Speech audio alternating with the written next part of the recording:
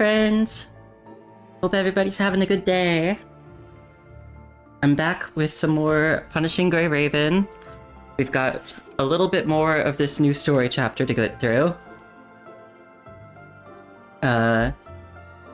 Last time I got a little upset because they forced straightness upon me, and I was not happy about it. So I've got a little bit of a bitter taste in my mouth from last time, even though the rest of the chapter has been pretty decent. So let's see if this last part can save it for me. I hope so. I mean, I don't like having a bad time. But let's get started. Crown. One day, beyond all the paths that pulled us apart, we will find our way back together. It is always difficult to be born. You know the bird did not find it easy to struggle out of the egg. Think back and ask yourself, was the way so hard then? Wasn't it beautiful too? Could you have wished a more beautiful or easier path? It was hard, as if I were asleep. It was hard until the dream came. Yes, you must find your dream. Then the way becomes easy. Wait. Okay. Making sure my stream is actually working.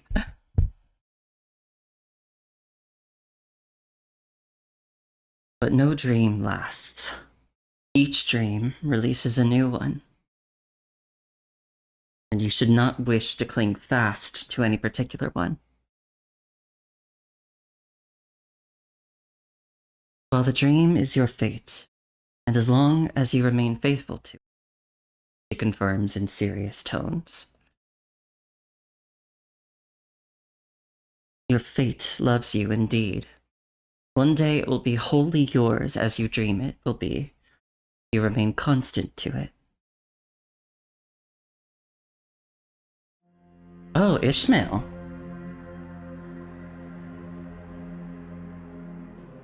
Surrounded by the Vanguard team. No, by the Fallen. Alpha put on the crown that had always been hers. If life is a journey to find oneself, then hers is a story of searching for where fate begins. The crown is dripping life. Putrid flesh and greasy fat from the Fallen ooze onto her scalp. Streams of blood and vital fluid, thinner in viscosity, glide down her face, filling through her eye sockets, following the curve of her cheekbones. It all collects at her chin into one rotten tear.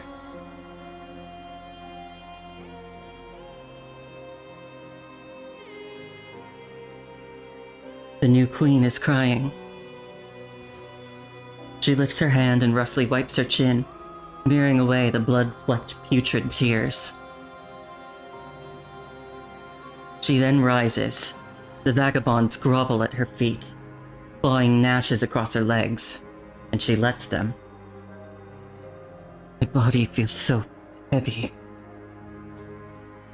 Perhaps realizing she cannot escape the fate of carrying the Fallen, the new queen feels the weight rushing down upon her. Even so, she must act. She must push those who can still be saved toward the light. She reaches into the fog, and a thought surfaces in her mind. I can finally read this fog. I should ask first. Let the universe show me the answer. Seething with hatred, she threatens the universe and asks her first question since being crowned. The crown. The Sephiroths. What are they? How do I bring them all back to a world of happiness? Her voice blankets the fog. It is a command. The new queen will not allow any disobedience. The fog churns in answer. Fully parsed, information becomes something reachable, legible, even pliable. This is the power of the crown. She extends a finger and, like the chimera, tears a rift through the fog. The vagabond tumbles out, thrashing, bewildered. She crooks her knuckle. The vagabond claws desperately at her finger, drawing thin lines of blood, but she flicks it back anyway. Return. You do not have the answers I seek. I need something more comprehensible. Ideally, a person who can offer a proper explanation.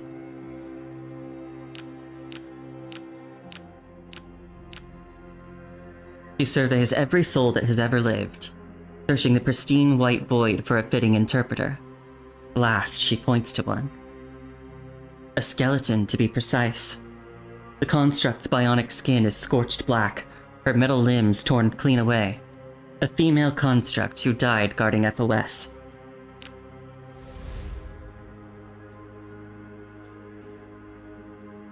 And at Alpha's command, the remains pull themselves together in the fog, reforming into human shape, resuming that flamboyant, prideful posture she once had. Huh? Me? Darling, I was just dead weight in the Vanguard team. What could I possibly know? Oh, so I thought about this, because she seemed to recognize Alpha, but I guess maybe in the timeline with Leora, Cassandra was another member of the Vanguard team. Cassandra, restored and radiant again, is fiddling with a lotus flower in her hand, busy with who knows what, while her right hand sweeps dramatically toward her own face. The perspective snaps close. Alpha has settled beside her, knees drawn up. Before this rather unreliable grown-up, Alpha finds, strangely, a certain peace. Because you're someone I'm more familiar with. In at least 2 worlds, you lent me a hand. At least 2? Oh, I remember now. A little restless, Cassandra rubs her legs. There was a world where a punishing corrupted steel giant ripped them clean off. The memory of that pain still haunts her. She can't help but fidget. So besides playing your college trustee in one world, we also crossed paths in some monastery in another, didn't we? And you can dig up even a passing encounter from that memory of yours? Here I thought I'd kept my little gig as FOS's trustee nicely under wraps. Back at the monastery, I spent my days perfecting the art of flower arrangement, while the other constructs got run ragged by that old abbot. They'd train themselves half to death and still keep going. The absolute fools. Hi, Wesley! How are you? I hope you're having a good day today. You're doing good? Nice! I'm doing okay. Doing some more of this story. I don't know if you were here for it yesterday, but part of the story kind of made me mad yesterday. So I'm hoping the rest of it can not make me mad.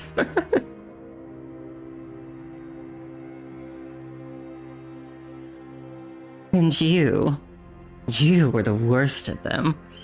Swinging that blade around day in, day out. Every time I'd take a stroll up the back mountain, there you'd be, passed out cold on the ground. Gave me a heart attack every single time. Really put a damper on my peaceful retreat, I'll have you know. Back then, I thought all that hard work meant you'd outrun your fate. But in the end, here I am, helping you out anyway. Alpha sinks her blade into the floral foam meant for the flower arrangement. Can you skip the long-winded speech this time? Cassandra scratches her head.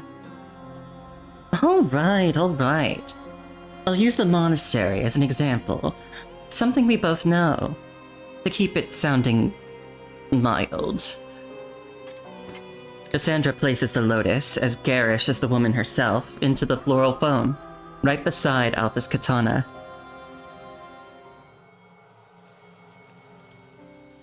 The moment the stem settles, countless luminous veins unfurl from the heart of the foam, reaching outward in every direction.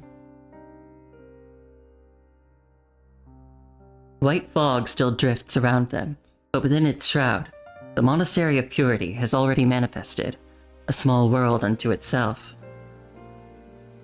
Cassandra points to the center of the branching veins beneath them. Let's start here. Think of where we're sitting as the roots of a tree. Now look up and ahead. Alpha gazes ahead. The luminous veins have traced out a shape, branches spreading wide, fruits suspended from every limb. Across the surface of each fruit, faint silhouettes flicker. Monastery of Purity sounds like a nickname for me, in small technicality.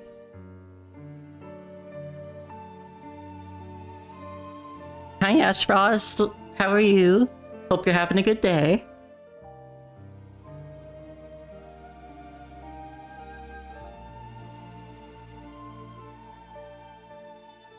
This is the ultimate form of civilizational evolution. Or at least, the ultimate form among all existing civilizations. Branches and fruit. Paths and Sephiroth. Still doesn't track. Good grief, you really are clueless, aren't you? How did it end up being you, of all people?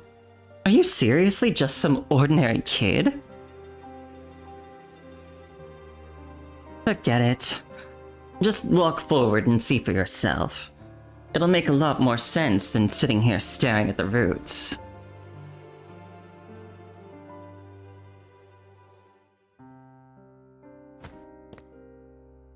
Oh yeah, I can see how it kind of looks like that.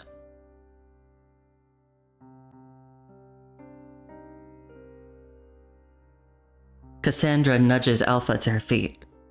Alpha steadies herself, then ventures a single step forward. My blade. You won't need it to cut your way through this journey of happiness. We'll keep it safe for you, for now. Don't be afraid. We're all here.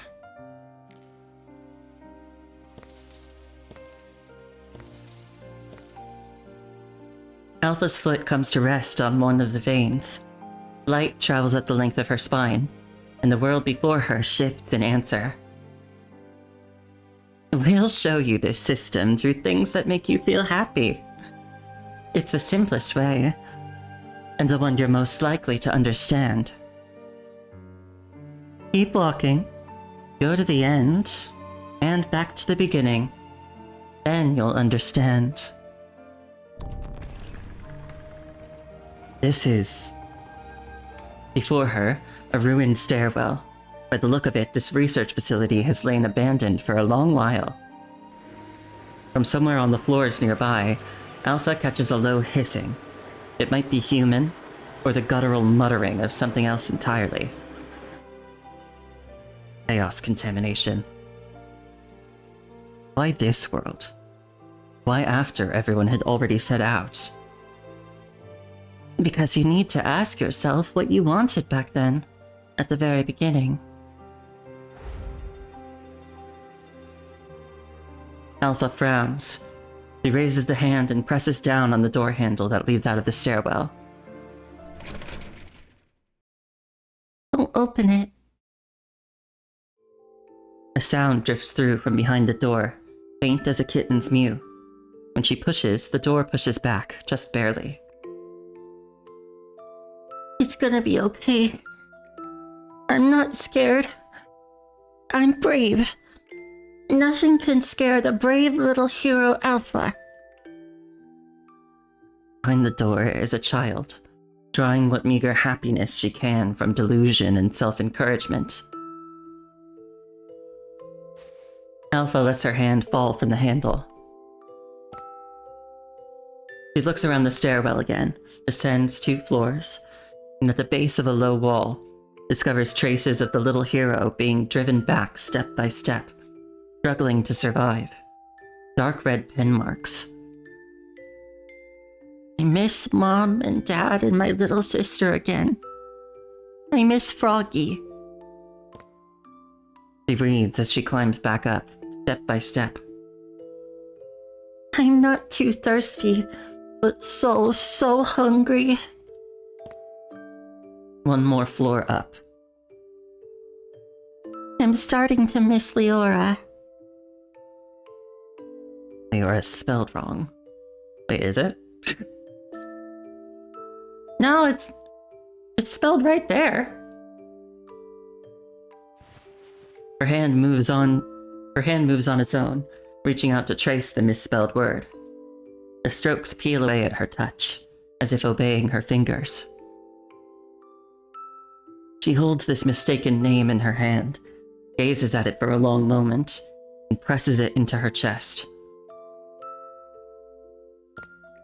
She climbs on, gathering up every word, each one small and sad and full of regret as she goes.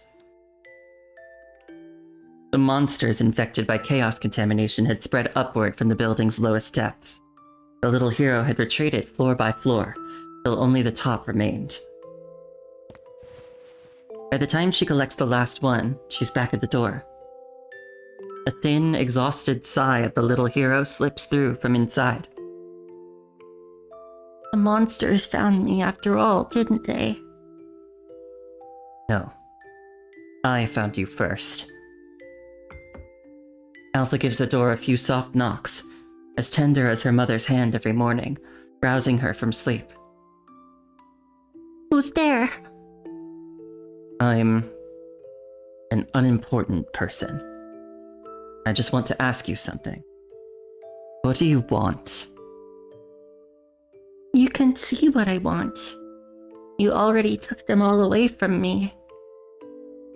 The voice is that of a child, yet it speaks with startling clarity.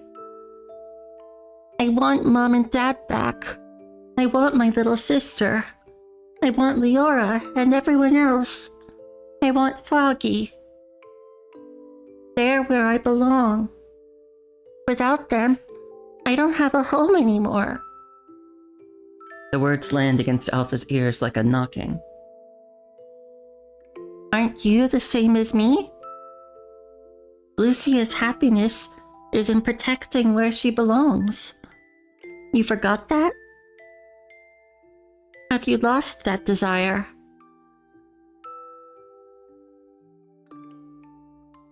I've been fighting fate so long.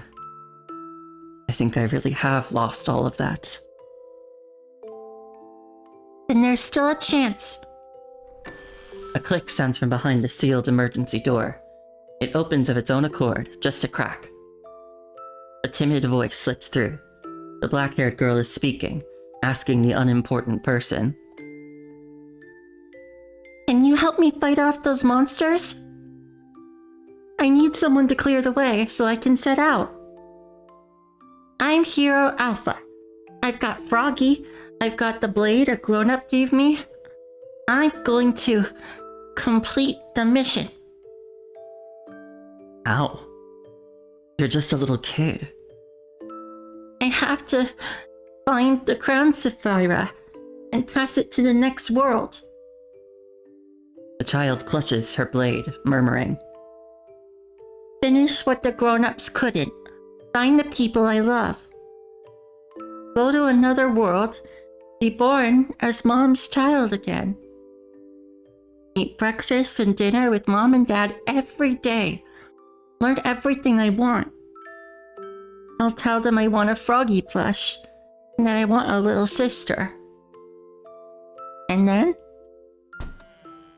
As the crack in the door widens, her gaze hardens into resolve, and her voice gathers strength until it rings with conviction.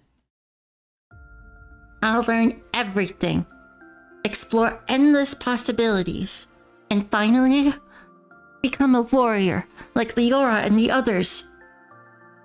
I'll love everyone who loves me, and I'll be brave and give what I have. With those final words, she lifts her blade. This is a story I started. I'm the starting point. Alpha meets those glistening eyes and holds them. A long silence passes before she offers a quiet, knowing smile. So this is the happiness you've been chasing since the beginning of fate. Yes. Lucia nods firmly. Alpha nods firmly. All right. I'll clear out the chaos contaminants for you, and remove whatever stands in your way. Alpha bends down and opens the door for her origin. This world is falling apart as we speak. You need to run fast, Lucia.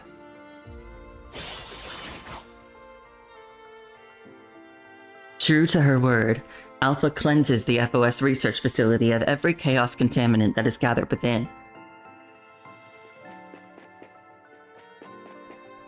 Then she watches as the original Lucia crawls out through the door, gathers the crown into her arms, crosses through the fog, and readies herself to leap from the bridge across dreams. Just before the jump, Lucia turns to look back at her. Go on, brave Alpha. But Lucia gathers all her gear into one arm, freeing the other. She then reaches out, stretching her hand toward Alpha. The fog rolls in, coiling through Lucia's hair, eating away its color until it bleaches white. She's becoming the Alpha from Leora's story now, the little hero who lights up the universe, the bold, fearless self she had only ever imagined. Come. I don't want to leave you behind, unimportant person. I want you to come with me. I have no reason to accept your invitation. I've probably wandered beyond the worlds. Because you look so lonely, so lost. Come with me. Feel what happiness actually is. You can't figure out what you're supposed to do until you've lived it yourself.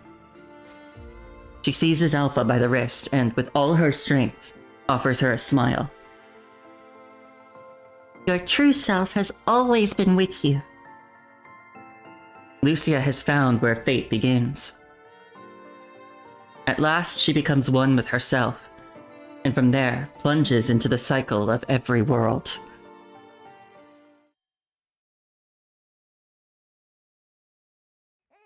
First, she returns to her mother's womb. She is born.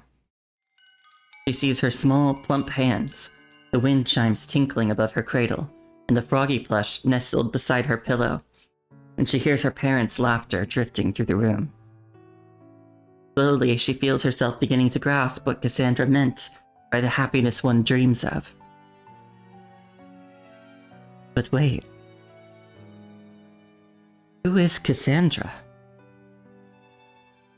Her feet carry her onward without thought, away from the tree's roots, one step, then another. From kingdom to foundation, onward through mercy, through beauty. Ooh, are these the names of the other Sephiroth?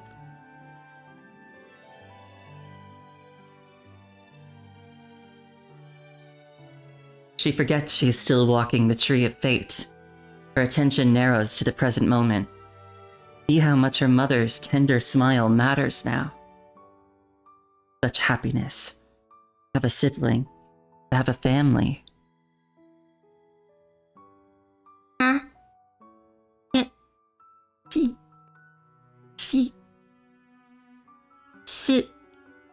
Sis.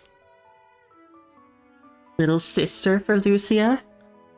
That sounds wonderful.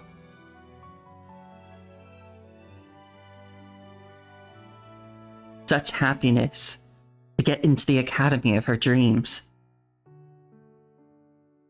At the launch site of the Dawn 3, Lucia is swept into the noisy, restless current of youth. Adelaide, Cadet designation 004. As your peer, it is my responsibility to uphold the reputation and good order of our college. 004? Wow. 4th place, and you've already appointed yourself hall monitor? I'm sorry. I'm so sorry. I was rushing and wasn't looking where I was going. Are you okay? My name is Lucia.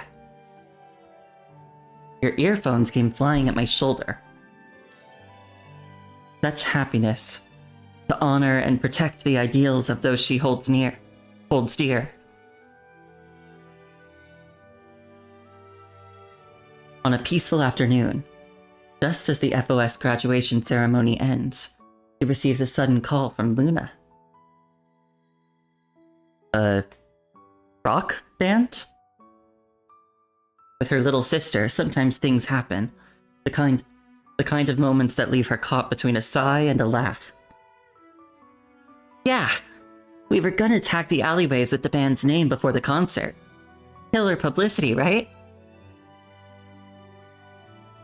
And then Mom said the police want a family member to come sign for you right now. Mom's at it again. We're not in Dad's precinct though, so he doesn't know yet, right? I'm close by. I'll head over. But first, who's in this little crew of yours? Did they round up everyone? Yeah. Me, Roland, Lamia, plus 2 others who tagged along last minute, but I'm betting they bail after today. So, sis, our concert needs a new bassist. Like, urgently. You want me in? Yeah. You've got 3 months before you ship out to the front lines. You're not seriously gonna sit around the base the whole time, are you? With that friend of yours? Luna drags out the word on purpose. Alright, Luna, I'll do it. But you absolutely cannot tell Dad. Not a word. And also, at the thought of that person, a smile raises from deep within Lucia.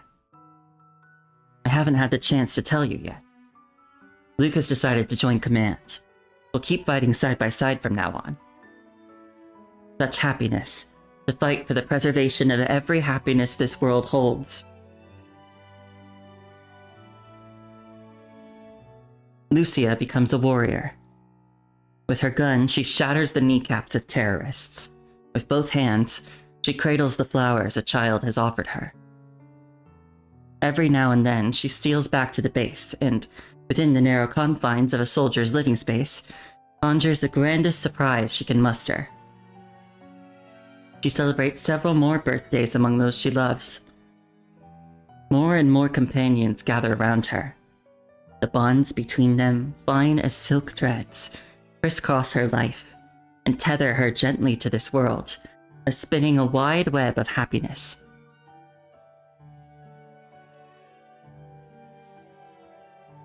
A river of joyful days and nights races past, until it settles into one full, mellow afternoon. I feel like I have everything I could ever want. She lies upon the bed, her eyes gently shut, and speaks to the one beside her. Not this again. I guess I'll pick the one that's in blue for some reason. This is exactly what we hoped for.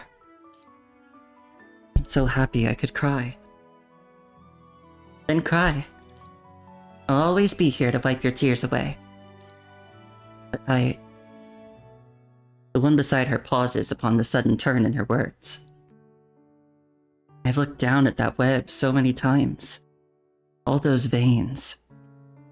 There's always one small space that seems empty. A strand of silver thread, torn apart. Something lost in the fog. The person at her side presses her hand gently, still full of tenderness. You're still set on finding what's missing? I think so. I've already seen it all.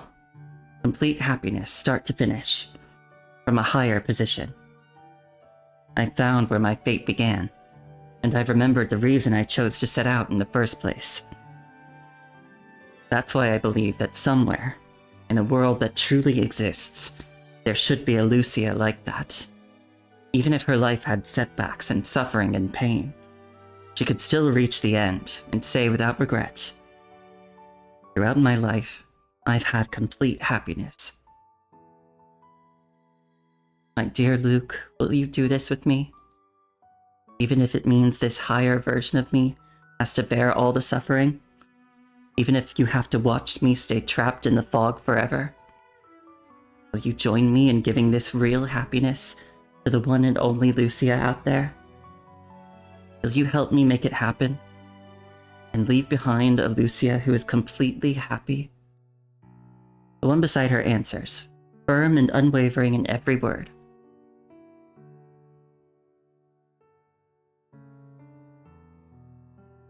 I will. Death draws her back into the void, and she goes with reluctance.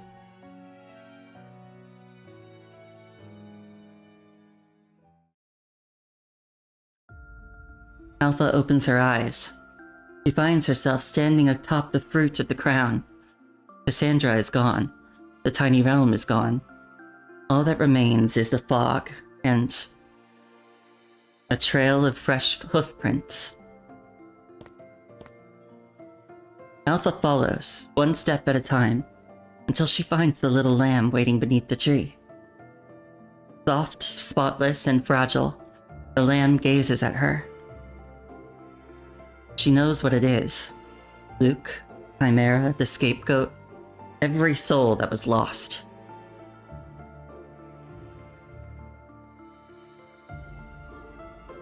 Let's begin.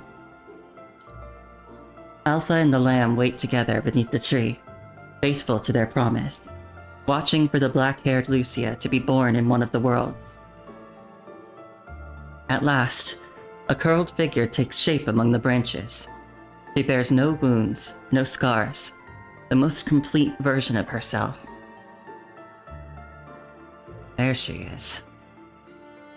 The one void I need to fill. The only Lucia across all universes who still hasn't found happiness. The Omega Core in Lucia's chest still lies dim. The power she unleashed in the fog has drained the last of her life away. Alpha gently smooths the hair back from Lucia's brow, revealing a forehead clean and unmarred. And the crown can fix that. Alpha draws close to Lucia, until the tips of their noses touch and their foreheads press gently together. Mom used to do this. I picked it up from her. Alpha begins to channel the crown's power, and a soft radiance ignites within her left eye. So this power was always out. Alpha starts to make her choices. What if Lucia never lost Luna? What if she never went with Nicola? She'd grow up healthy and strong, full of hope, become a fine soldier, find someone to love. Maybe she'd make it to a command position. Never turned into a construct, never joined the original Grey Raven, never betrayed by Ravenge, never learned to hate. Never had her mind fractured, never used as a test subject. Alpha releases a long, slow breath. And there'd be no Lucia of Grey Raven. Universe follows the law of conservation. One thing dies, another is born. Same principle. If I choose a different path, Lucia of Grey Raven will not exist. But no matter what, I want at least one version of me to be happy. Even if there's only one world left. Even if everything else stops existing. Even if I lose the family from those dreams. Even if I lose the one I could have spent my life with. The even if I become unable to protect the people I love. Unable to fight for that happiness. Left adrift. Questioning. Struggling without end. Alpha thinks back to that lost self of hers. Sinking in a crimson abyss. Locked away in the prison of fate. Even so, I still want to do it. You've come so far, climbed so high, searched through those similar dreams over and over. Isn't this what you've been seeking all along? And you risked everything to give me the crown for this very reason. For the first time, Alpha nuzzles close, forehead brushing against forehead, as though reliving the warm and happy past the crown had shown her. Those paths she is slowly, quietly choosing to let go. What if I take all the negativity in this universe, malice, misery, suffering, and converge all onto myself? Then you'd be wrapped in nothing but happiness, right? Alpha murmurs. Then that's what I'll do. Let me walk the cursed path. I will see it through. Tiny motes of light travel along the tree's branching veins, rising from Lucia's still limbs to gather at her heart as her eyes remain shut. With every fragment restored, the branch that belongs to Alpha, the path she has chosen to forsake, withers a little more. Yet the one who gives does so gladly, as though the sacrifice itself were sweet. Because she knows a tragedy is at last being undone. We'll go back soon. Back to the fog to face the Chimera again. You won't have to detonate your Omega Core to save everyone this time. Don't forget your own words. We're the same. You'd do the same thing in my place. Alpha's gaze now sweeps across past, present, and future alike, reaching even into other world lines. It has granted her the greatest of all privileges, the right to choose. Lucia's lashes tremble, a faint sign of protest against such an imperious choice. Don't worry. Don't be sad. We may be drifting apart now, but I believe the world is round, and so is fate. One day, beyond all the paths that pulled us apart, we will find our way back together.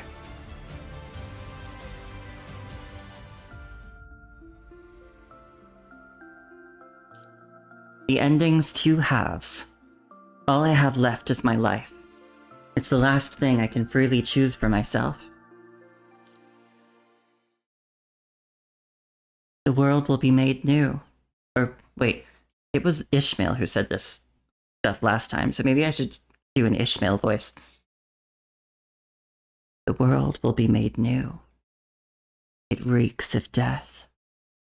Yet without death, nothing new can be born.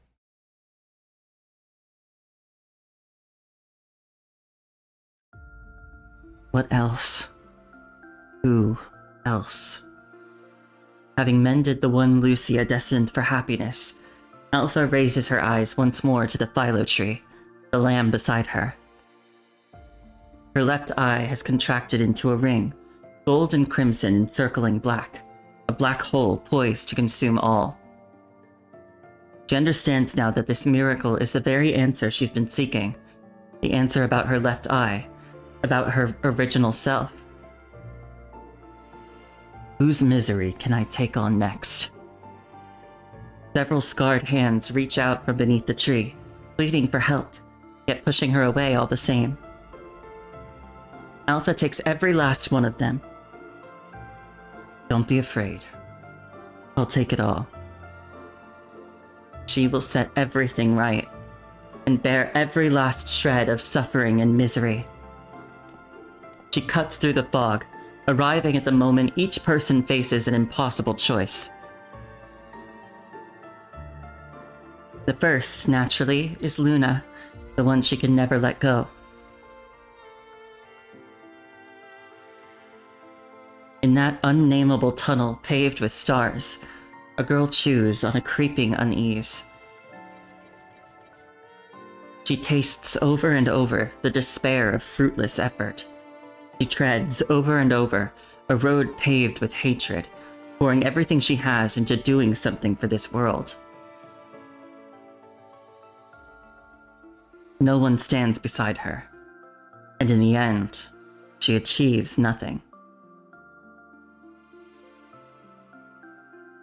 Until exhaustion overtakes her, and she drifts back without thinking to the evening of January 5th, 2161, 16 days after the punishing virus outbreak, wandering streets not yet touched, not yet fallen.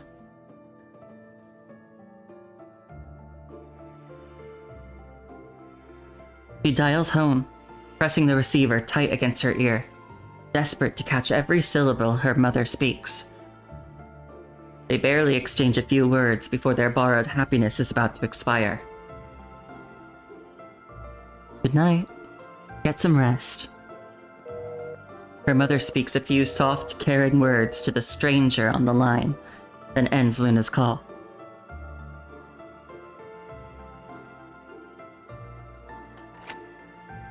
She sets down the receiver and closes her eyes, holding the sorrow in. I should go. Everything around her begins to dissolve. But the payphone erupts with a piercing ring, chime after chime, calling out to a Luna lost in sorrow.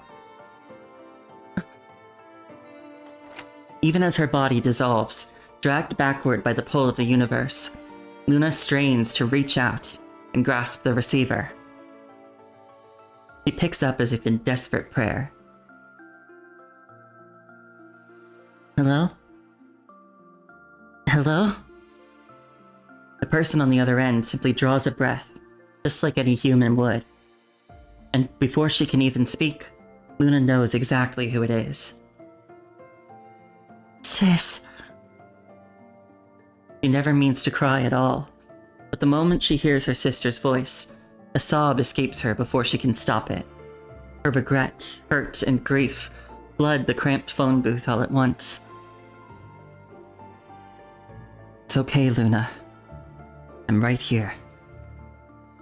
Alpha's voice feels like a soft hand running down Luna's back. One soothing stroke, then another. You remember? A long time ago, when we went hunting geese together.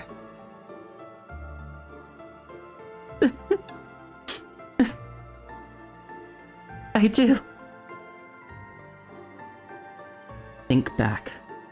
What did I tell you then? You said, if we wanted to survive, we have to give up something else. That it was the law of conservation. That's right. I'm glad you remembered it all. Through the slight distortion of the line, Alpha's voice sounds lighter than it ever has before.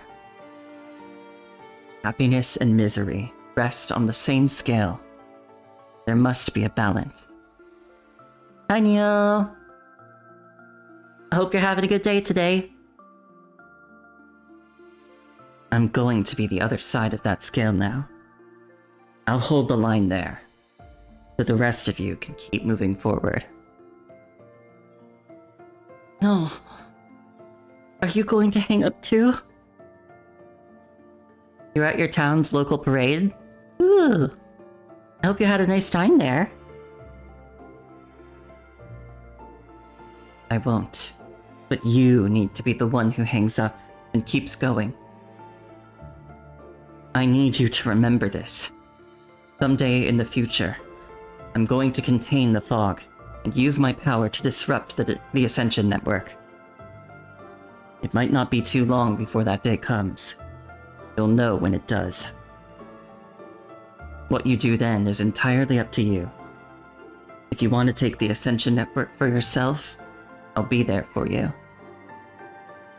I want you to believe.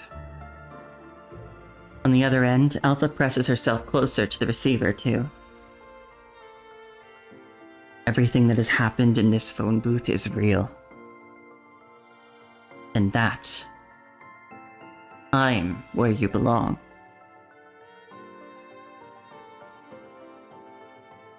Aww.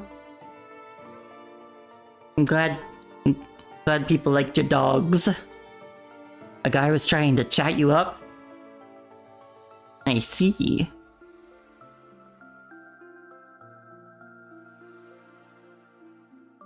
Anyone in this world might stop answering your calls, but I will always be there to catch you.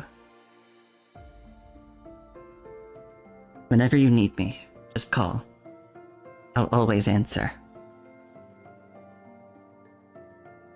Did you get all that, Luna?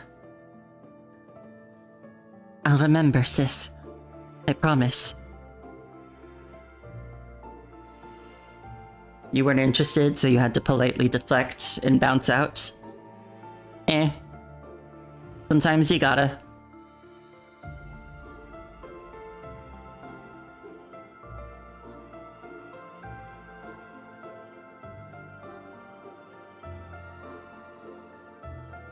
Something clicks for Luna. Slowly, deliberately, she sets the receiver back in place and ends the call herself. She knows now that she will never need to cry again. On the other end, Alpha listens to the hollow dial tone and allows herself a faint, relieved smile beneath the tree. With one precious weight settled back into her heart, she can finally move forward, untroubled by the ever heavier burden on her shoulders. She simply parts the fog before her, intent on reaching the next soul lost in an arduous journey. But then she spots an unexpected figure. A man. Somehow familiar. Yes! He's back! Instinctively, she remembers the dandelion seeds he once gave her. Yet she also remembers that down another path, countless miseries were his doing. A complicated man, nearing his end. After a moment's thought, she steps into Vonnegut's pain all the same.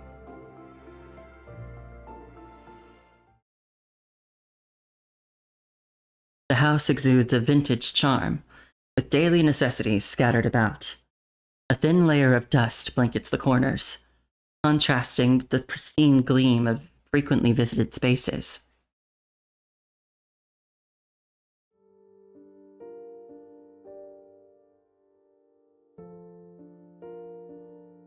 Lucia.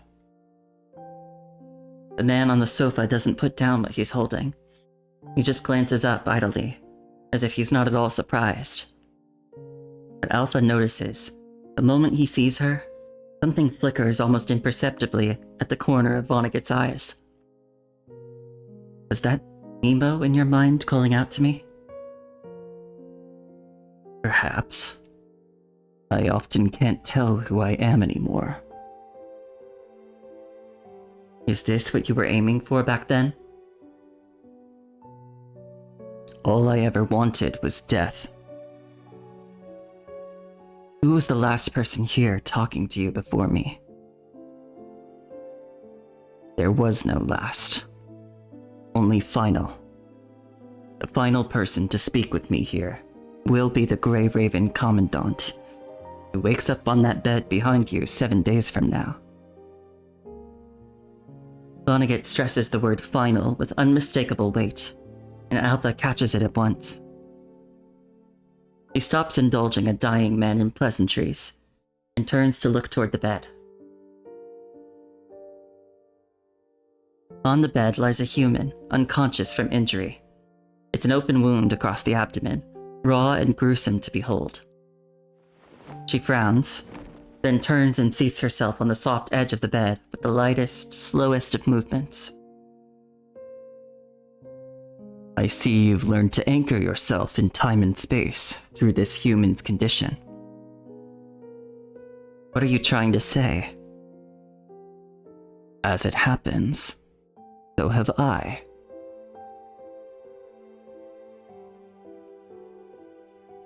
Wait, so he's anchored himself in time and space to me?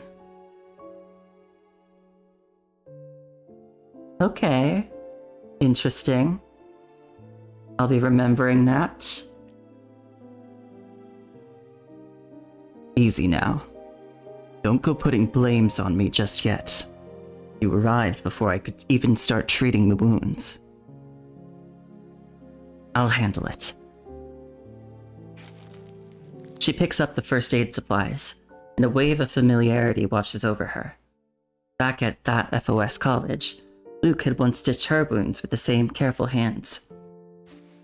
That was how she learned. She sutures the human's wounds with meticulous care, treating every injury until all is set right. And Vonnegut waits in silence throughout. Only when Alpha finishes tending the human's wounds and sets the needle and thread back into the medical kit with a soft click does the silence break. What is the current situation on your end? The Hetero Tower has been destroyed. There are no more clear exits leading to any specific point in time. You, Lucia remains inside, guarding the key that has absorbed the tower's core, but the fog is already spreading. The Merciful One has noticed our situation, but she is not of our civilization. I cannot say for certain whether she will lend her aid. As if something has just crossed his mind, Vonnegut pauses mid-sentence, adjusts his wording, and his gaze softens a little. It seems she must have lent her aid already. Vonnegut has clearly seen through the change in the Lucia standing before him. Yes, I'm grateful to her, and I'll be seeing her soon. Before the day comes when I must face what lies beyond the gate, I still need her cover. I see. Congratulations, Lucia. I'm not going to waste time asking whether that was Nemo or Trout talking. I only want to know one thing. Which Lucia are you congratulating? Alpha gazes at Vonnegut in silence. This time, he pauses for a full 30 seconds of thought before breaking the silence. I know there should only be one Lucia. Nemo told me many things, but when it came to you, he'd never speak plainly. Perhaps because you're part of his regrets as well.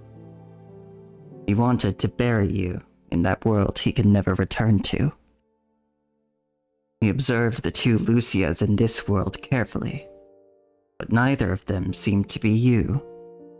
I tested you myself, too, when we met again back in the greenhouse, where the red tide was being bred. Back then, fate clearly hadn't caught up with you yet. You hadn't returned to the same starting point. I suspected something had happened to you.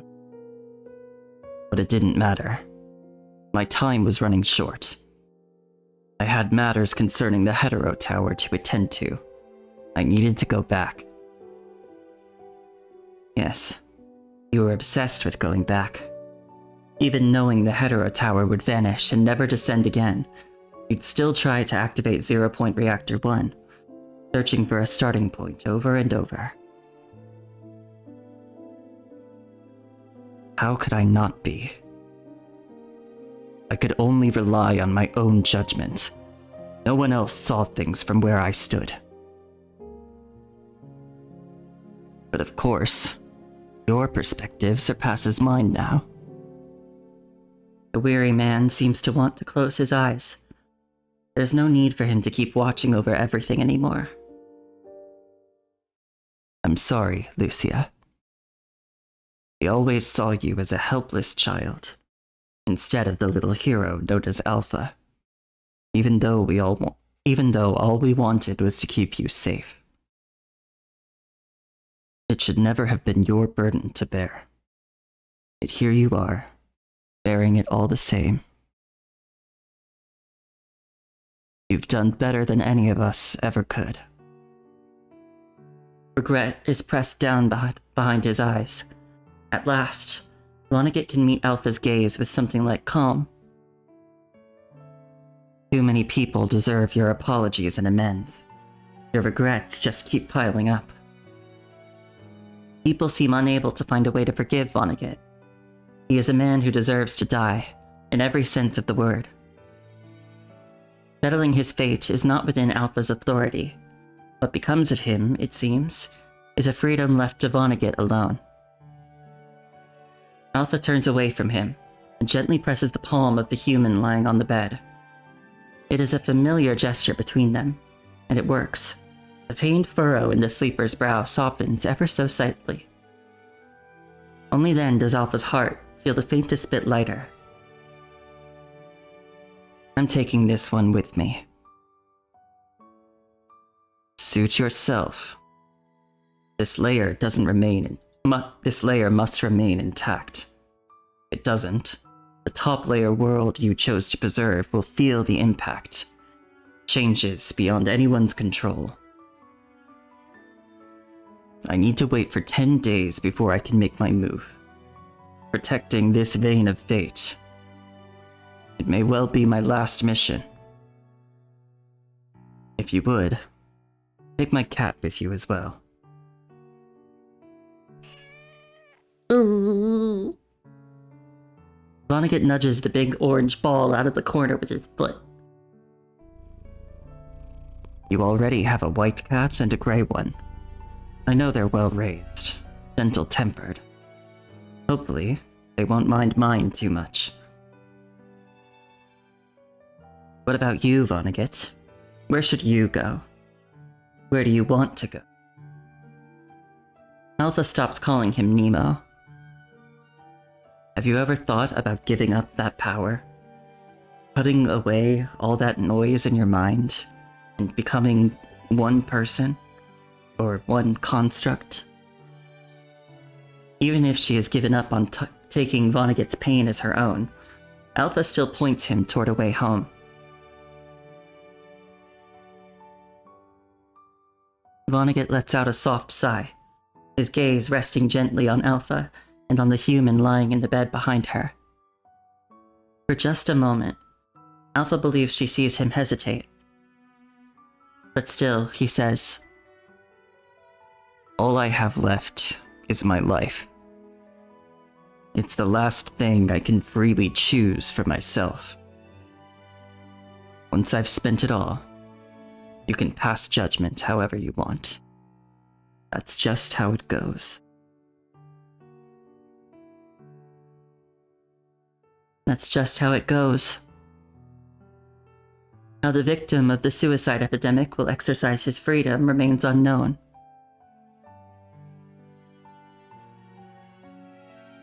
But Alpha can see it. The veins of the philo tree growing clearer by the moment. Someone has indeed begun to help, striving to hold it all together. I choose to believe he's not gonna... I choose to believe he'll be back someday.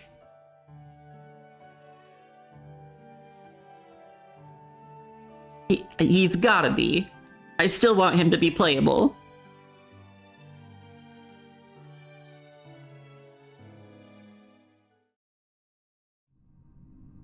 With their aid, Alpha continues to gather each thread of misery, untangling and setting them right. Only when the hands of the dead fade one by one, releasing her shoulders in peace, does she finally stop churning through the fog and pause to catch her breath. She looks up and sees branches thick with leaves, flourishing overhead. She looks down and sees the lamb still nestled in her arms, having never strayed. How long has it been? I have no clue.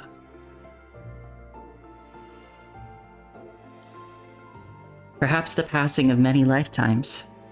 Perhaps the universe's full arc, From birth to final silence. Either way, a long, long time. Are you satisfied? In taking all that misery, in offering yourself up as a sacrifice, did you find a hint of satisfaction? Maybe. That doesn't matter anymore. She blinks. A breath passes like a fleeting moment.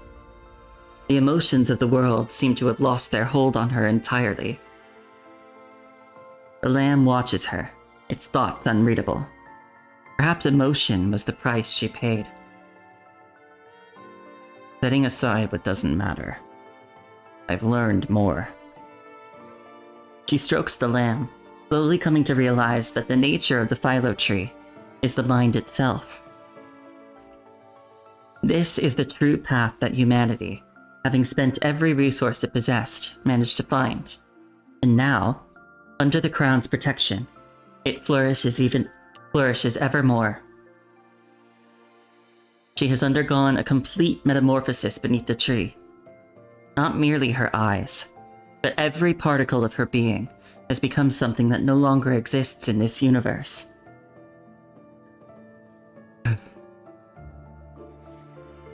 Alpha gathers the lamb into her arms, resting her cheek against its soft fur.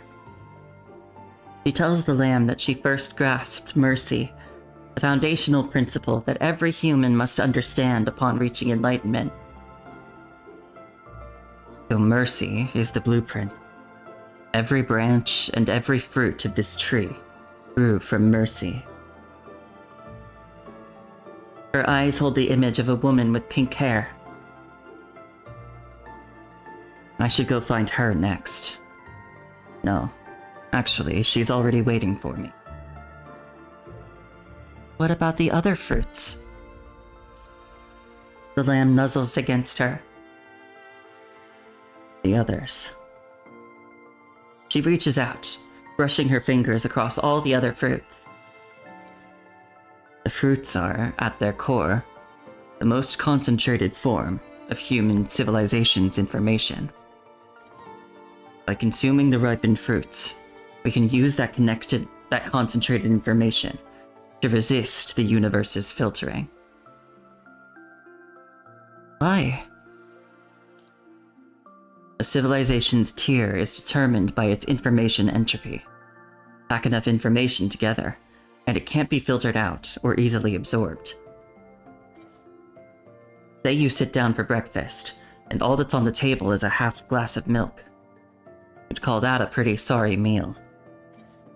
If the entire ocean was sitting on that table, you'd say, couldn't possibly drink all that. Correct. Between my stabilization and everyone else's efforts, things are looking up.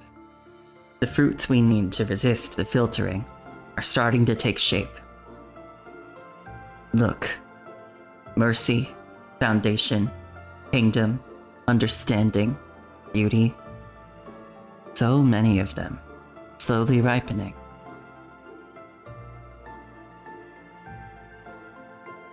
What makes them ripen? The leaves. They've been working hard. She gestures toward the leaves dotted across the tree. Some vivid green, some brownish yellow, and some darkened to near black. Babylonia's philo tree of Osea. The specter frame data hidden in Elysium, even though it's false. The Arctic Root Union's amalgamation tech. Carthagie's seedling. Izette's corona gene.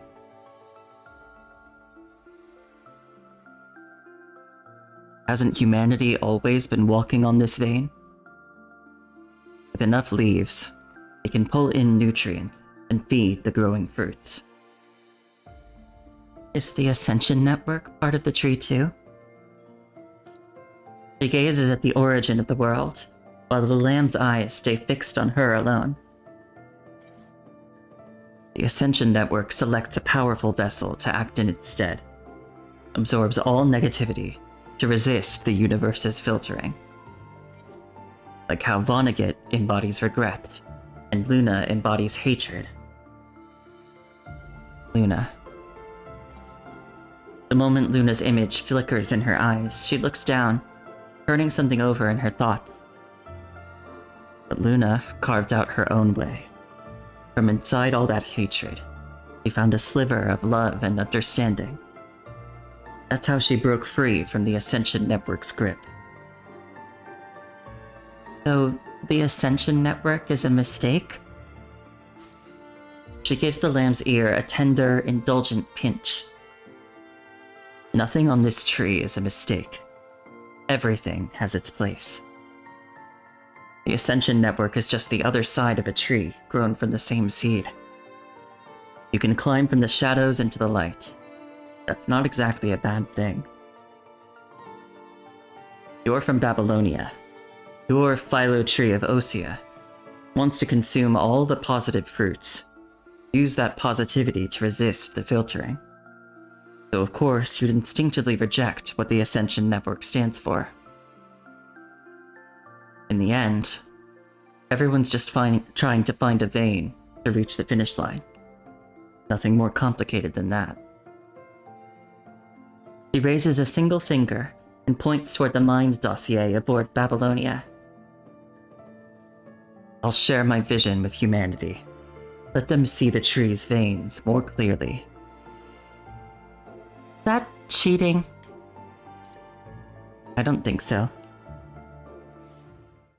She touches her lips softly to the tip of the lamb's nose. This is for you. A personal favor from me. She says nothing more. She rises and begins to consume more Sephiroth. One bite at a time, one after another.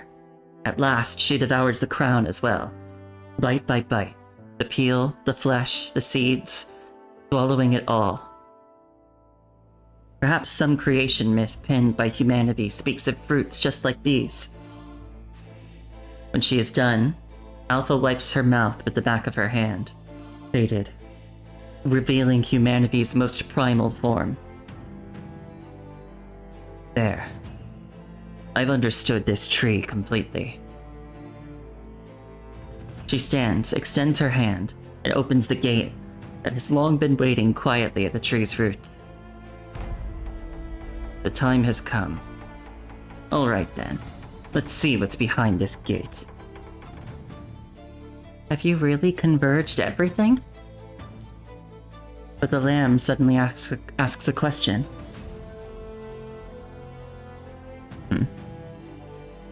She watches the lamb ask its question, yet her hands continue their work, still pushing the gate open. In some world out there, is there someone still waiting for you? Maybe. All of that. The gateway lies open now. There is no endless sea beyond it, no universe of stars. Only the lamb, waiting quietly on the other side.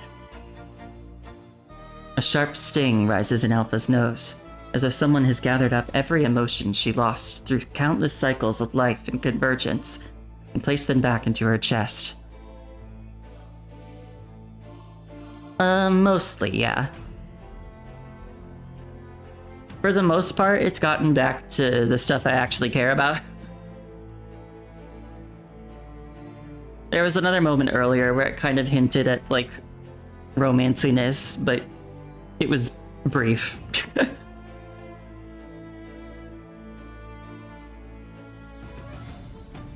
What is this? This is me. The one who became unimportant. There's a promise you forgot to keep, Alpha. The lamb turns its back and leaves. Alpha throws out her hand, but finds nothing. Not even the ghost of its wool beneath her fingertips. No, wait! All at once, panic and longing flood her anew. She steps through the open gate.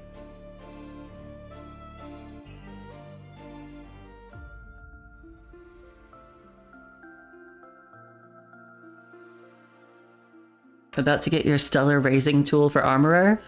Nice.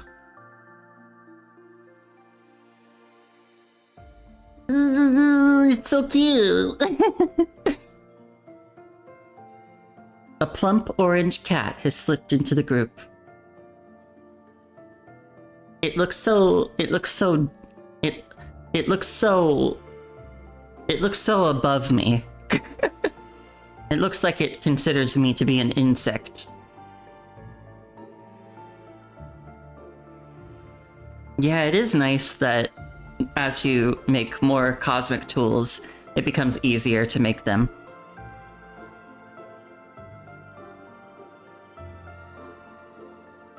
Hi, Thane!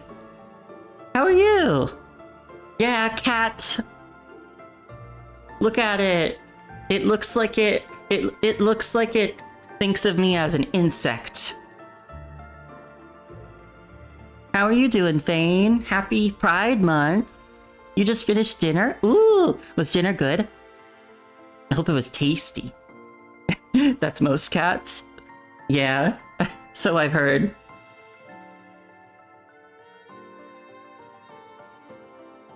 Pride Month.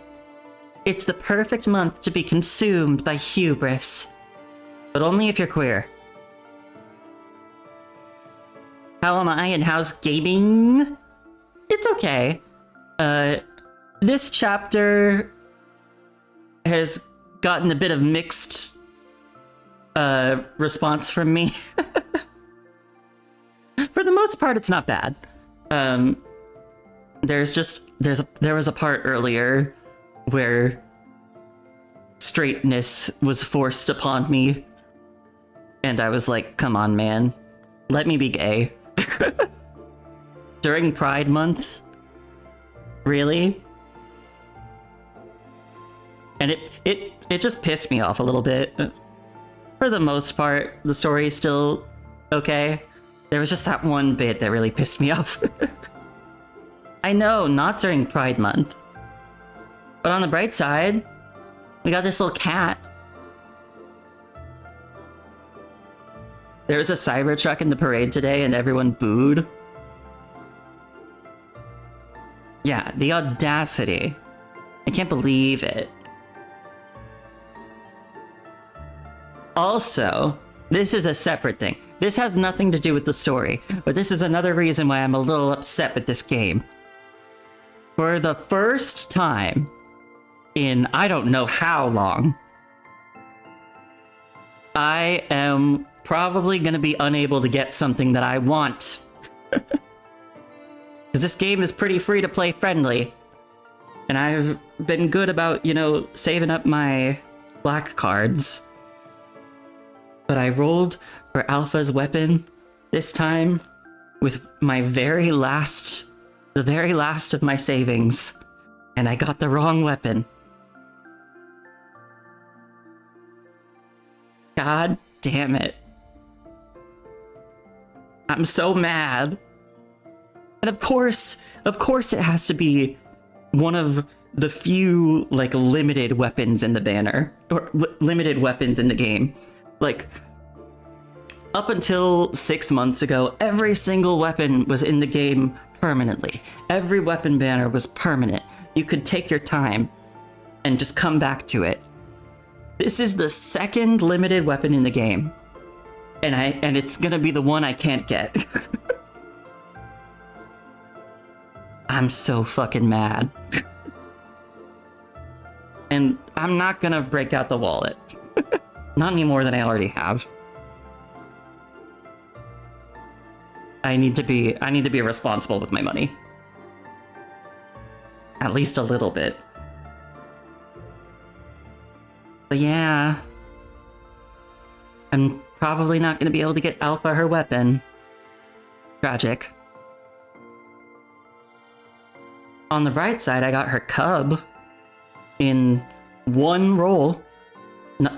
Literally one. So I guess it evens out.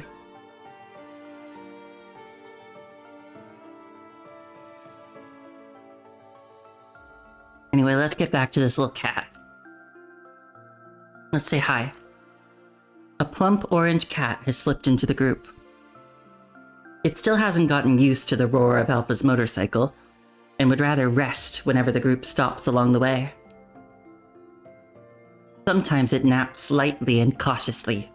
Other times, it sprawls onto its back and sleeps without a care in the world.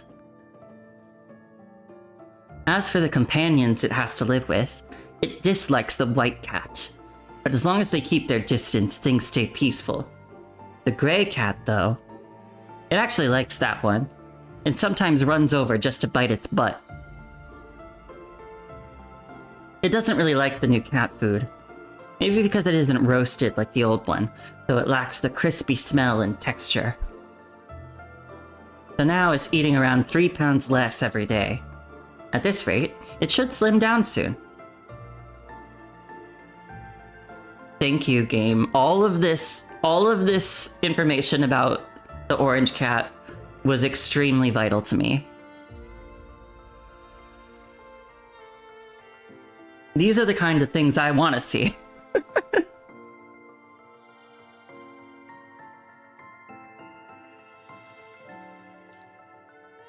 Wait, oh, the end. Okay, I was gonna say, like, wasn't that what the last chapter was called? No, they're slightly different.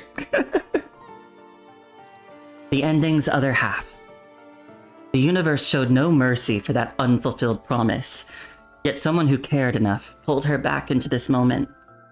Oh, I guess before I move on, are you excited for the next Wuthering Waves update, Fane? Because I don't really know anything about Cyberpunk or the anime Edgerunners, but I've seen a lot of people getting really excited about the collab. So it's like I'm excited that they're excited, you know? Yeah, the characters do look cool, and we're getting one of them for free. Literally all you have to do is log in, and you can get one of them for free. So that's pretty nice. I will never say no to another character, especially one that's free. Yeah, and I am curious to see how the collab story is gonna go.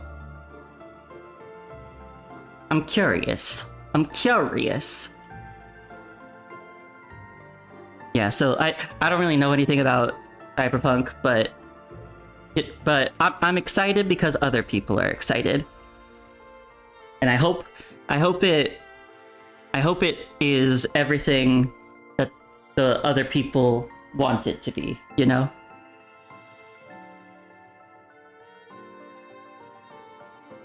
Also, we're already getting teased about the next area we're going to, and I'm excited.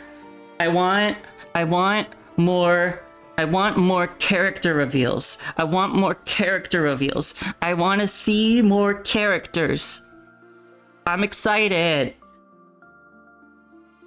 Because I remember, like, last year, when we first were going to Septimont, that's when we got the, like, art reveals for Augusta and Yuno and Choyuin and Galbrena and Chisa. All of them. And I want more.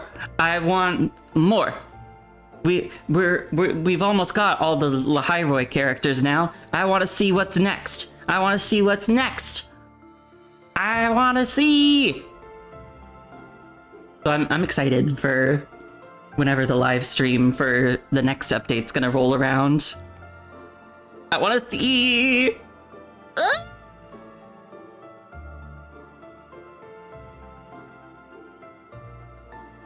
Although I will say, there had better be at least one man. If there's not, I'm gonna be a little upset. It feels a little shallow. But listen, I'm gay. I like men. I want pretty men to look at. And they don't give us a lot of men, but the men that they give us are really good. So I want more. Yeah, we're getting crumbs, but they're really good crumbs. Miss Dr. Luke from Lahai Roy. My god. He's wonderful. The yearning from that man. The yearning. When you're in a yearning competition and your opponent is Luke Herson. Luke and Luke Art when? God. I don't know. What I'm asking too. When? When? Show it to me.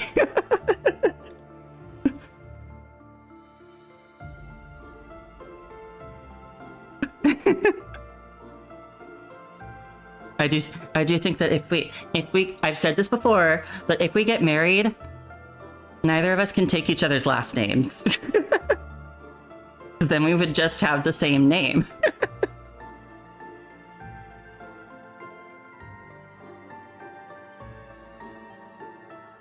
It is a little awkward being so thirsty about a character that shares my name. It is just a little bit awkward.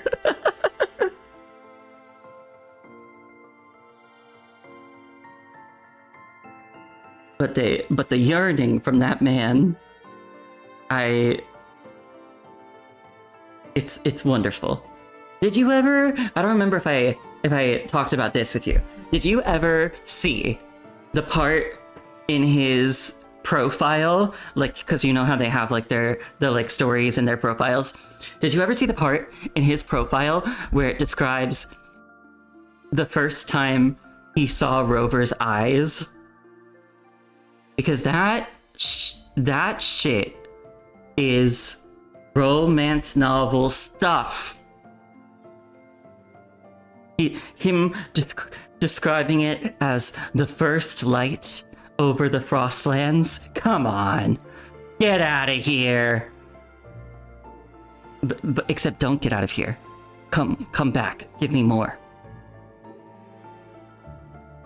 And the fact that he is colorblind and can only see gold, and that's the color that our eyes are. Come on. It's insane. It's crazy. We know what he is. We know what he is indeed. Come on.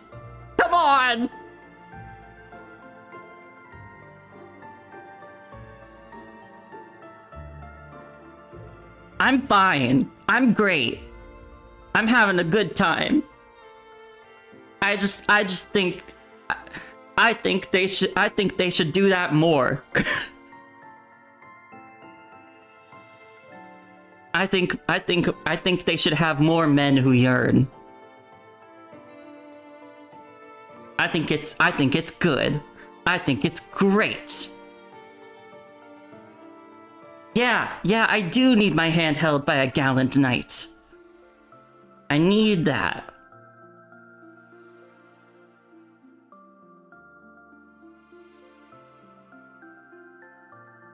I still think it's a huge missed opportunity that we never got a male character from Septimont who was like a shirtless gladiator type.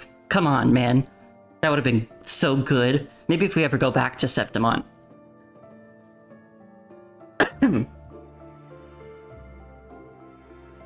Come on. I know, Avidius. Avidius was so pretty. I spent like every moment he was on screen just being like even when I didn't trust him, I was like, okay, you're cute though.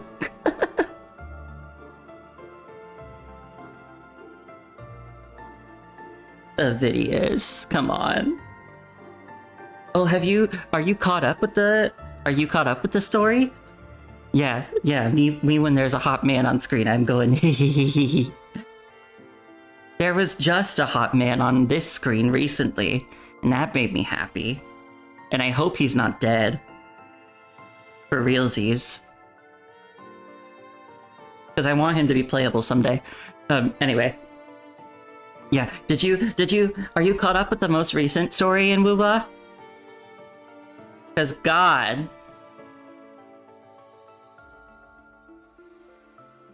I won't say. You think so? Okay. Because my God. My heart. You forgot? It's okay. You'll figure it out. I'm sure you will. And if you're not caught up, then get ready. If you're not caught up, then get ready. And if you are caught up, then you get it. But yeah, I'll get back to the story now. I've gotten so distracted. But it's fun to be distracted sometimes, you know?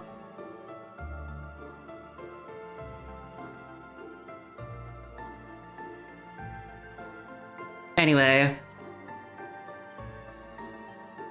let's get back to ascending to a higher plane of existence. Again. I mean, I guess it's... Well, this time it's Alpha ascending to a higher plane of existence, not me.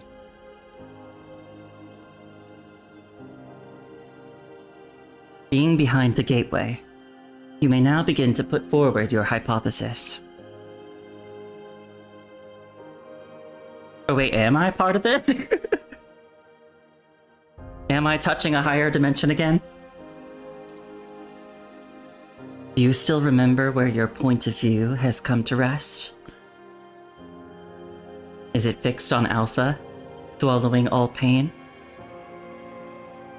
On Lucia, as the Omega Core shatters? On the FOS starship, where every last light of the Vanguard team has been extinguished? Or has it settled, perhaps, on the human who already took the final breath in Alpha's arms? So I'm really dead then?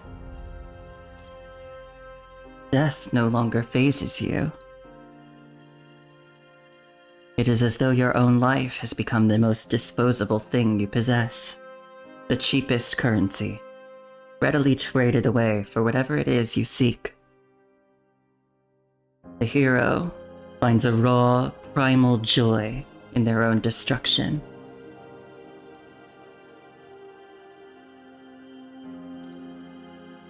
Fortunately, someone paid a far greater price, enough to return every point of view to you. Now then, put forward your hypothesis. Where will you set your point of view? Where does your life begin?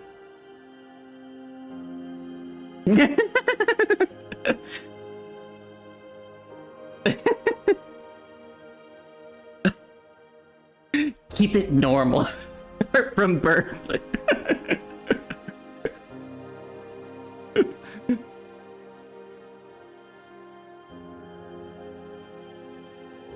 I'm patient. I'm patient. Keep it normal. Start from birth. Let's go there. Sorry, the way that was put. You are born. A woman cradles you in her arms before the swaddling cloth can even be wrapped around you. The vernix seals your newborn eyes. This is like even the first crumb we're getting of the Commandant's family. I presume they left it ambiguous for self-insert reasons, but it would be interesting to get some more details about, I don't know. You know what I mean? The first words that reach you are feeble, yet brimming with hope. You are my child, my precious darling. What then? And then... You graduate from FOS Military Command College. After training, you are appointed Commandant of the Grey Raven Squad. Under your command are 3 constructs: Lucia, Liv, and Lee. Wait, can I see what was erased? Yeah.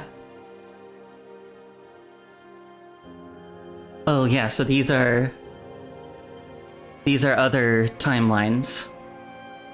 You merge with the hetero power, or something, in the ocean's blah blah blah, fusing with Cinderelic, Cathilla, Noan, and Shorthalt, and even Lamia. This course, something in something without end, choosing to parade on through something. You are entombed within something human, something civilization that perishes 30 years from now. The power of something has drained from you, and you are suspended in the amber of a dead world. Yet you are content to become a preserved slice of something humanity. For at last you, something, share a something grave with the companions of your past days. You meet Lucia at FOS College. You fight as one, and your bond deepens with a quiet something. Without effort, you become those who know each other best, holding one another among the most something souls in your lives.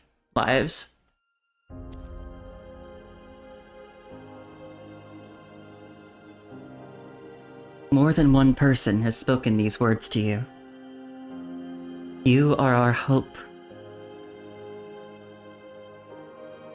Wait, what just flashed before me? Branches that are open to choice. Would you make a choice?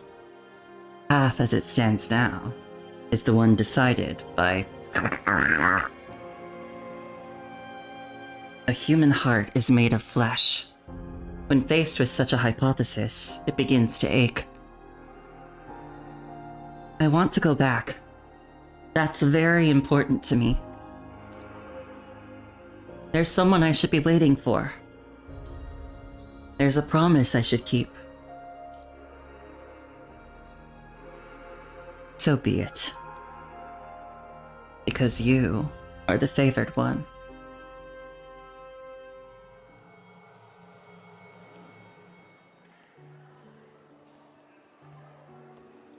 The clamor of young voices gathering rises around you. The first figure to swim into view is a girl with silver white hair. Can we skip over the marriage part this time, though? She catches another girl her age with swift, sure hands, but her earphones slip free and clatter to the ground.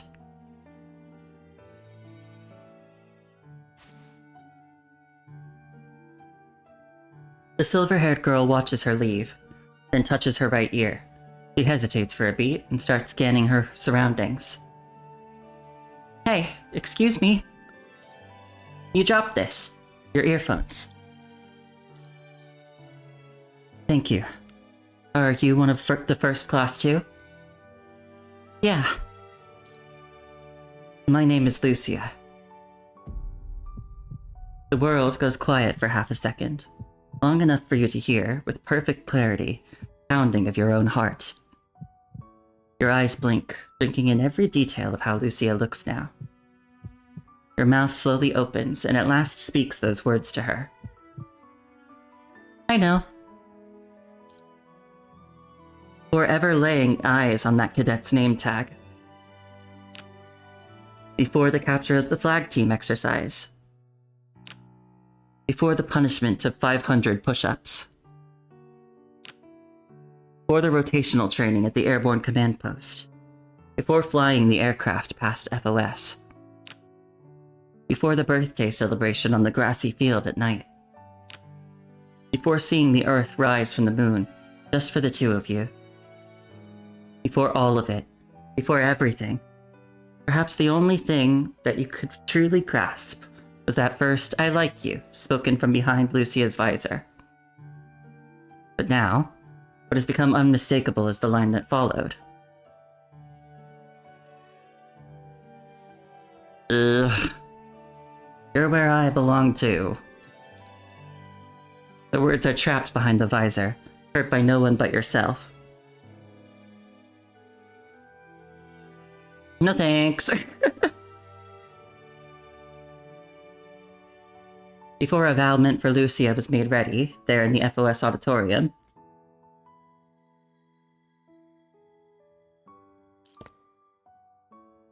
as Joanne turns every gaze toward this corner, two figures rise as one, as if on cue. Lucia, there's something I want to tell you. I'm gay.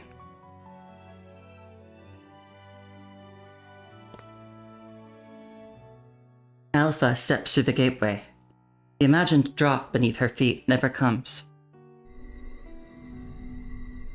Instead, her foot meets solid ground, and a wave of disorientation so violent it nearly tears consciousness from her grasp. Yeah. Yeah. Happy Pride! Happy Pride, Lucia! I'm actually gay! And this is my coming out party! And then she's just like, oh, yeah, cool. Yeah, that's what I was gonna say too.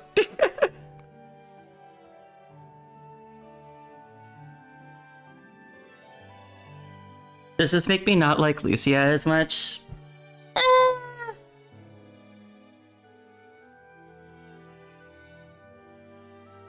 I guess not really. Because I'm more upset with the hand of the author. Like, I don't know, like, she's just a character. She didn't do anything. It's the writer who made the choice I'm mad about. Like, come on. Let me have agency here. I know that this at least the one thing I can hold on to is that this is an alternate timeline version of me. So the version of the Commandant from our timeline can, in my opinion, still be gay. only because it's mine. It's my self-insert. That means I decide whether or not he's gay. And it'll always be a yes.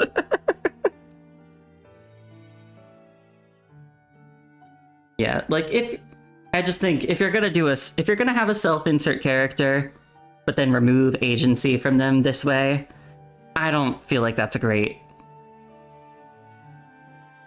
Reminds you of a game you used to play where the devs said, "We realize sexualities are important for some people, so we'll start weaving it into their stories." And then the next character they made was straight.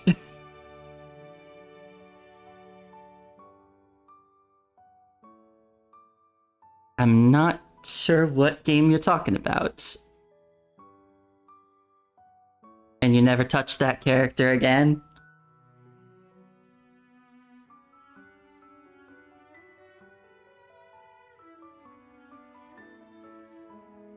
Oh, it was Dead by Daylight.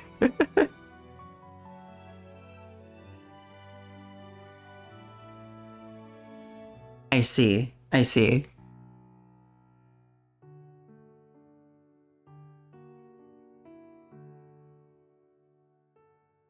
Anyhow, let's get through this.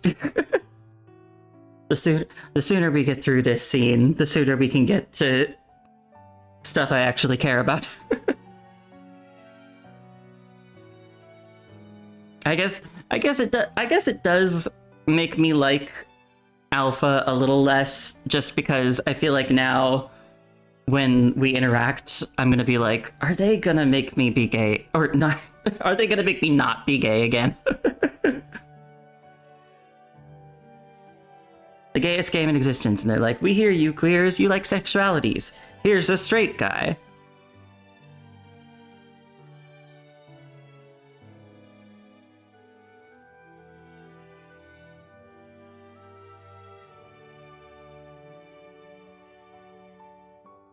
Yeah, let's get through this.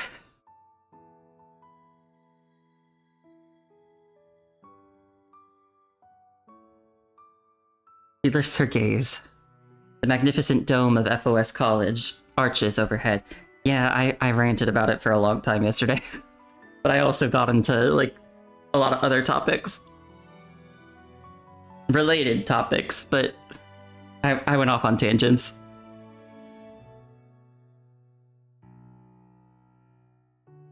She then looks down. She is dressed in formal wear, the very outfit tailored for her graduation. She remembers, too, how she once took it out again, deliberately, for a moment of utmost importance. A tremor runs through her, as if she needs to confirm something. With shaking hands, she gropes through her pocket until her fingers close around something smooth, round, and warmed by her own heart. Also, I guess let's just say, let's applaud my restraint for not just skipping through all of this.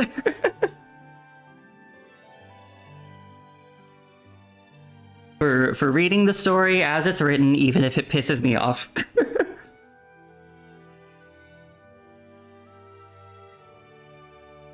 I think I deserve a little credit for that. A ring. Round as a closed circle, the final link in the loop. In an instant, she feels it. The heartbeat she once had as a human. Every feeling she has ever known surges back into this body. And she remembers with piercing clarity what a happy day this had been. And the day that demands the greatest courage to return to. Sound returns first. The irrepressible laughter and chatter of friends and alumni rush into the ears of the human named Lucia. Then sight. She scans the room, taking in face after face, flushed bright with excitement, all of them achingly familiar.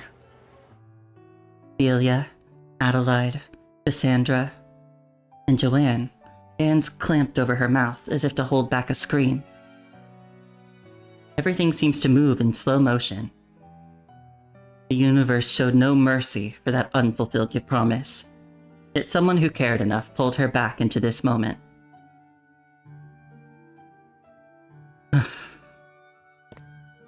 From behind her comes the sound of steady footsteps.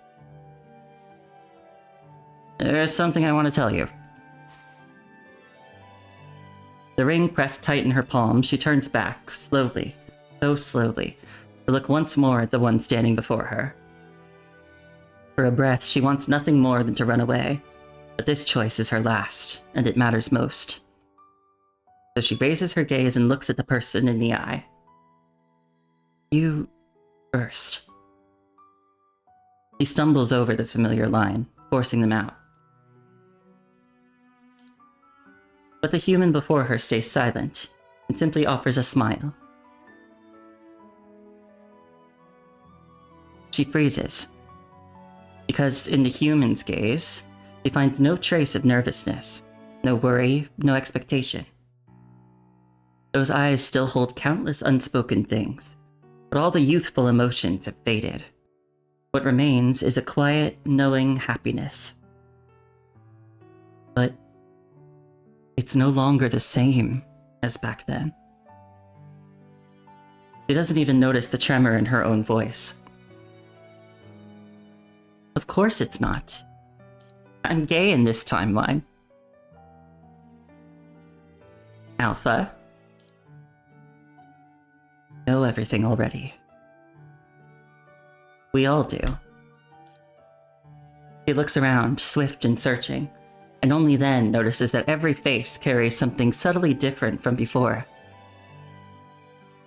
They are all smiling too. Smiles of quiet release. Even Joanne meets her eyes, offering a small nod of understanding. Everyone. If you're going to stand by your choice, then you have to let this place go.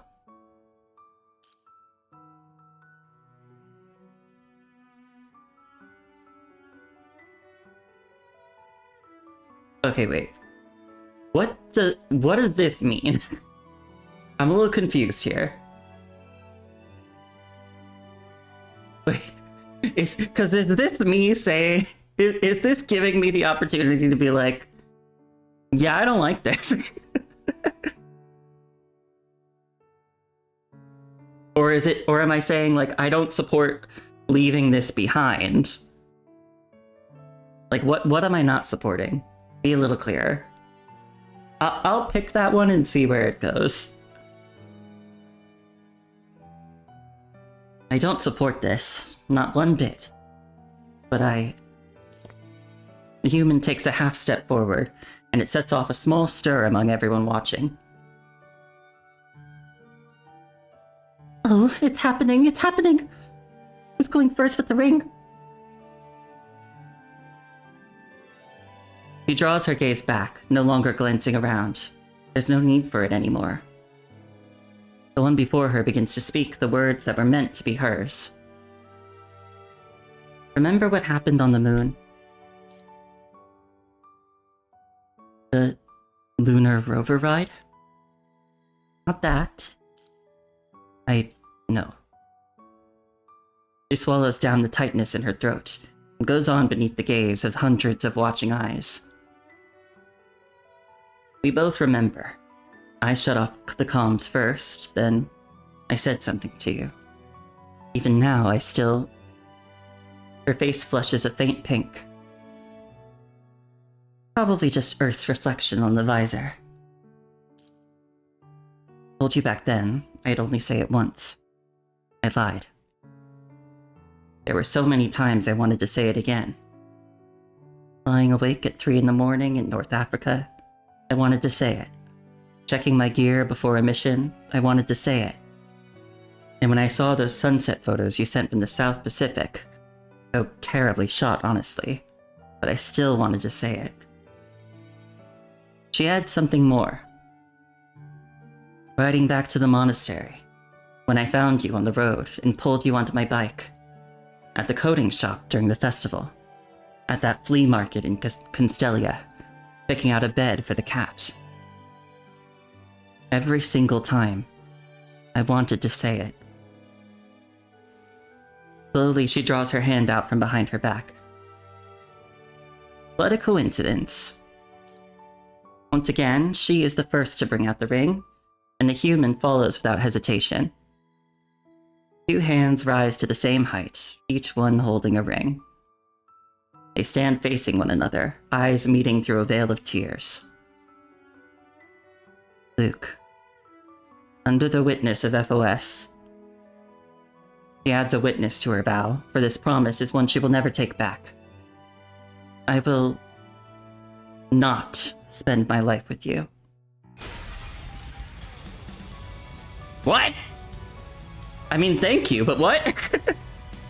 Right on cue, a thunderous crack splits the air above. The dome fractures, and the last world begins its collapse. I will not stay by your side forever. The words of the vow are agony, splintering her more completely than the rupturing dome, and she barely stops herself from taking it all back. But you are the one who matters most to me. You always have been. Yet she leaves no room for retreat. She says nothing more. Hi, Yue. How are you? Hope you're having a good day. I understand.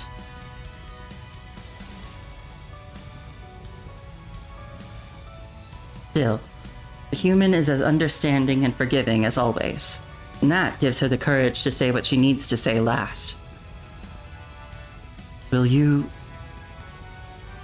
A cascade of splintered glass descends in fragments, each shard refracting the glow above, and carrying within it the image of 2 faces side by side.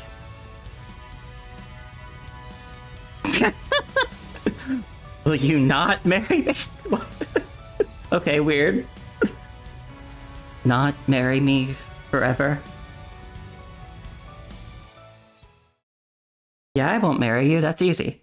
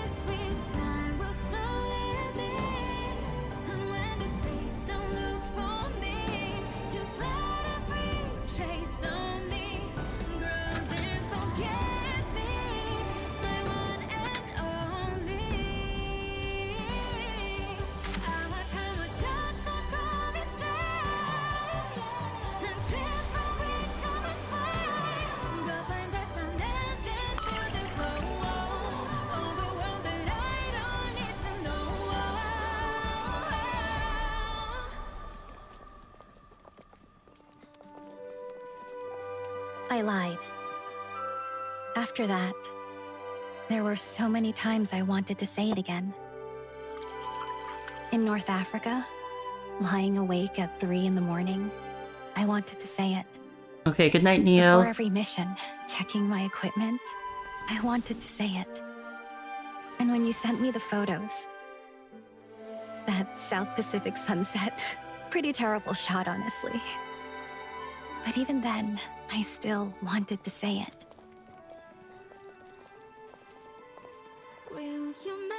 For all that has been, all that is, and all there is to come, will you?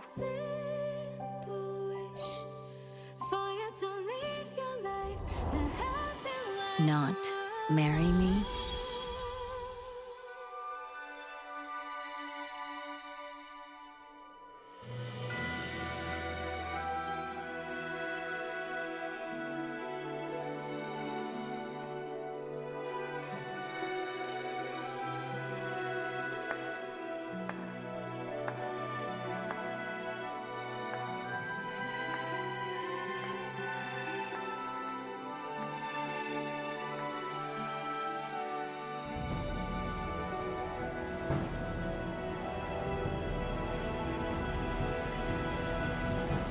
Let the cursed path be mine to trek.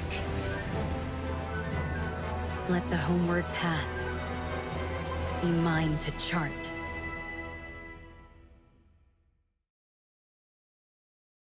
Well, that was a bit of a curveball.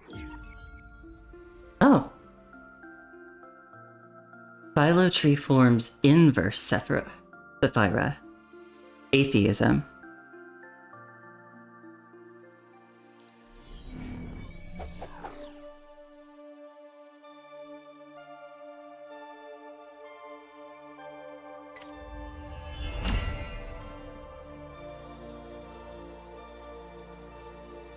In defiance of fate, the crowned one breaks free from time's shackles and shoulders the weight of every consequence her choices beget.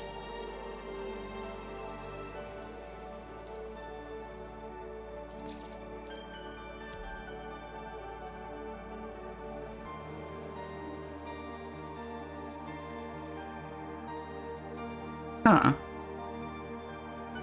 So then she altered the Sapphira somehow?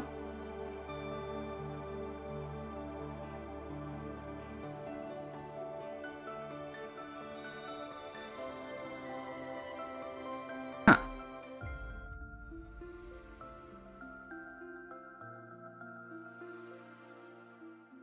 Well, I still found quite a bit of that, uncomfortable.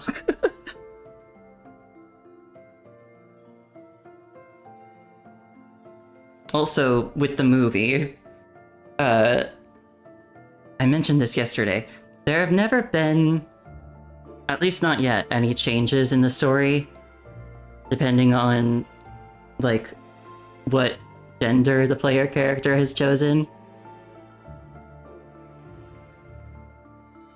But I'm hoping that if you've chosen female, that movie shows a female commandant, and that they don't just do the male one the whole time. Because I wouldn't like that.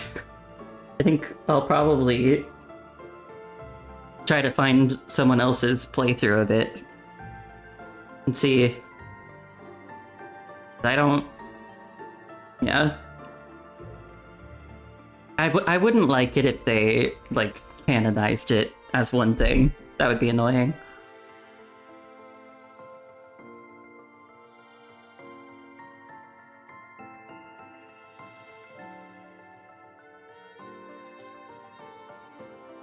Anyway, boss fight! Homecoming Voyage. This path we set out on was always meant to be a long journey home. There are 3 achievements. Defeat Vanguard, successfully shatter successive falling rocks, and question mark, question mark, question mark.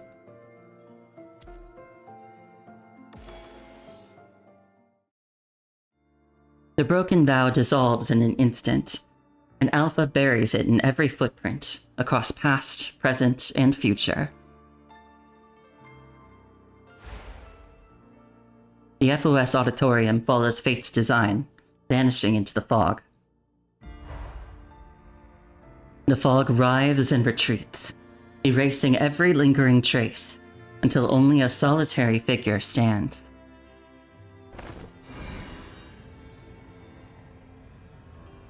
Alpha extends her hand, and the Sapphira's power obeys, drawing the fog inward.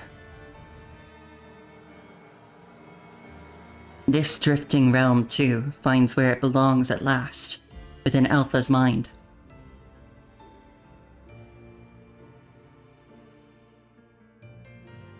I've made every choice I had to make. Alpha stands behind the gateway, murmuring to herself. The Sapphira, forged from pain and misery, can no longer exist as the crown. Through Alpha's choices, it is now reforged into atheism. The mist of regret saturates her body. She who converged every consequence upon herself now tastes the pain, truly, for the first time. The fog within her mind writhes as spectral jagged horns pierce through her forehead, reshaping, shifting hue, each second of fresh agony. Alpha tries to tear them away. Even shattered, they cling to her brow, refusing to go. These horns of misery are now rooted forever in her face.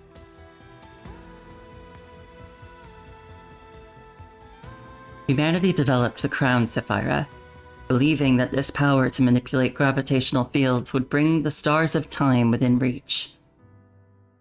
Some would always be dazzled by starlight, forgetting the crushing weight of the crown itself. To put on the crown is to observe and lock in one branch of the universe, to shoulder the entire future of this last remaining world. But Alpha, now bearing the crown, desires far more. Insatiable, she reaches out to absorb the suffering of every abandoned world, to draw all misery onto herself alone. Then no one else would have to grieve. Everyone could smile, applaud, and leave the long ordeal behind, stepping into a new world, a new journey reborn. But how can a weight that breaks the spine still be called a glorious crown? There are no gods in this world. Only one person, wrists pierced, bearing a wooden plank, walking forward without end. Only a demon's body with mismatched eyes and horns jutting from her brow. This is Alpha's path alone, a godless road.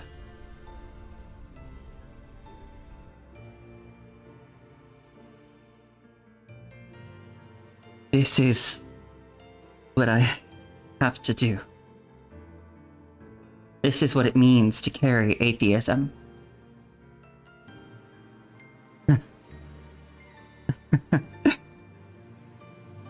Behind the gateway, she lets out a bitter smile, uncaring what waits beyond, or what watches her from the dark. Someone hears the laughter and opens their eyes. Your fate loves you indeed. One day, it will be wholly yours. I've been waiting for you. Being beyond the gate, tell me, what did the other civilizations do when they faced the harvest? Have any worlds made it this far before? The new queen lifts her head through the pain, her voice urgent, questioning the presence beyond the gate. Yes, but the crown's choice, or in your case, atheism's, is what matters most. If you cannot shoulder the weight of that information, the path you have chosen will prove false and collapse before your eyes. Most crowns choose to preserve a handful of the most promising paths. Even when none are perfect, it leaves room to reconsider. The universe follows conservation, hesitation, fallback options. They ensure one thing: you will never reach the absolute. So the crowns of other civilizations almost never saw it through to the end. The Merciful One remained silent, offering no reply. So I made the right call. I'll hold the line for the one world that remains. Everything else, I've already cut it away. If I made the right call, then I can bring everyone back now, right? Of course. With a slow incline of the head, the Merciful One offers atheism her deepest respect. You have made your choice, and you kept only one. Go. Your vanguard team awaits. They will live on with you, moving forward by your will alone. The Merciful One's voice sets the fog thrumming with resonance. All around Alpha, familiar voices rise, echoing the farewells they once spoke, each one at peace with having been cut away by her choice. So is the meaning here that we're, like, destroying all the other timelines and betting everything on this one?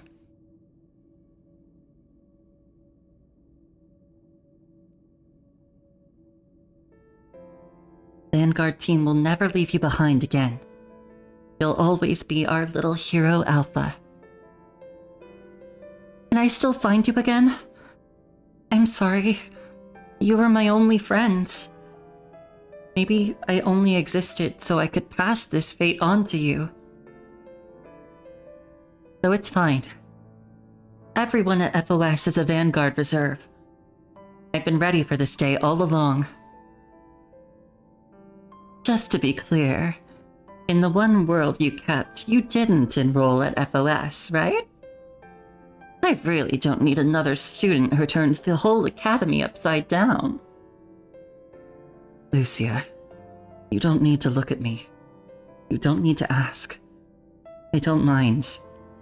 Because I know that no matter which world you choose to keep, you'll always find your way back to me. Just keep looking forward. No need to look back. Come on now. Let's sail home together. Go. Lead everyone home.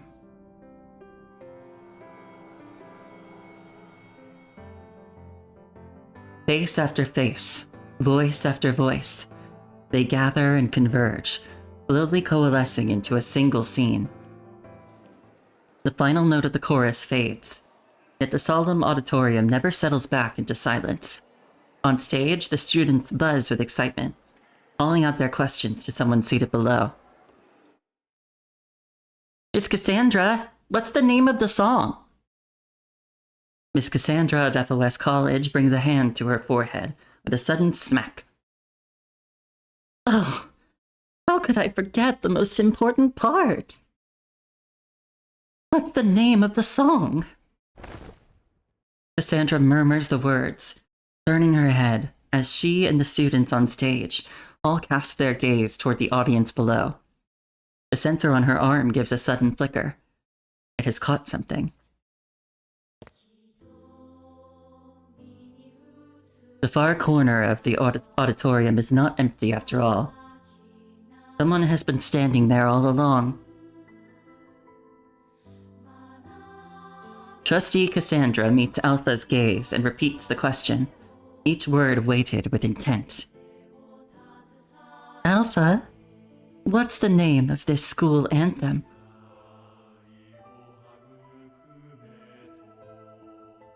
The stage seems to swell with more and more figures.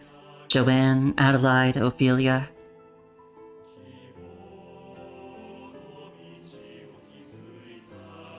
Leora and the others who wove themselves into the bridge across dreams.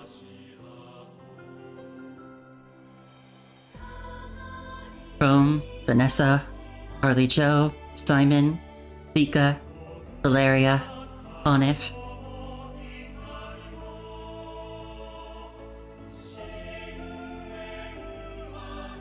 And beyond them, countless more. Her parents, Luna, her sister, Liv and Lee, her companions and family.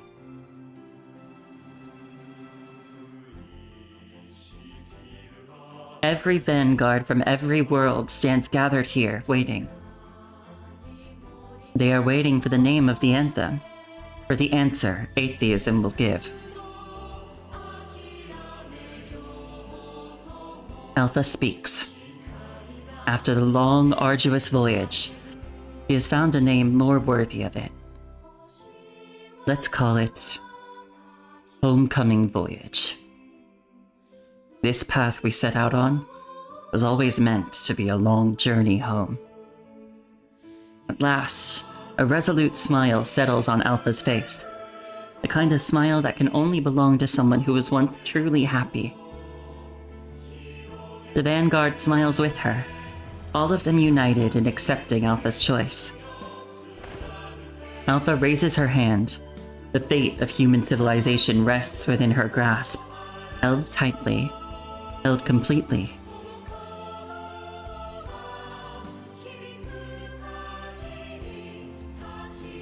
High winds and desert sands fill my eyes. We fight through wilderness, then valley. For mercy we will cry, and hold strong our faith. Though steady shadows from a distant land, I will bring everyone home. I look to the skies and lift my arms. My turn to rise with all my might. She walks onward, hand raised high, advancing through the auditorium of FOS as the Vanguard song swells around her. Today you are held tight in my hand. And with today's will, time remains unchanged. Onward she presses, crossing the bridge across dreams. We thrive daily, holding our heads high. Onward, following the veins of the tree, she crosses through the fog. She plucks the other fruits from the tree, scatters them apart, and casts them out into the world. I'll be the one to watch over them. For tomorrow, tomorrow, tomorrow.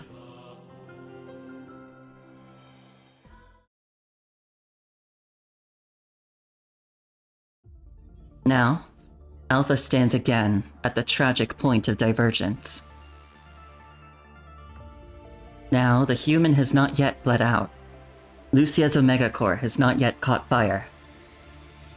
The battle raging aboard the FOS starship is held in suspension, frozen at the instant when every voice still roars in defiance, before the silence and the gray descend. Alpha gazes upon the world, newly pruned, and counts the Vanguard one by one, every soul present.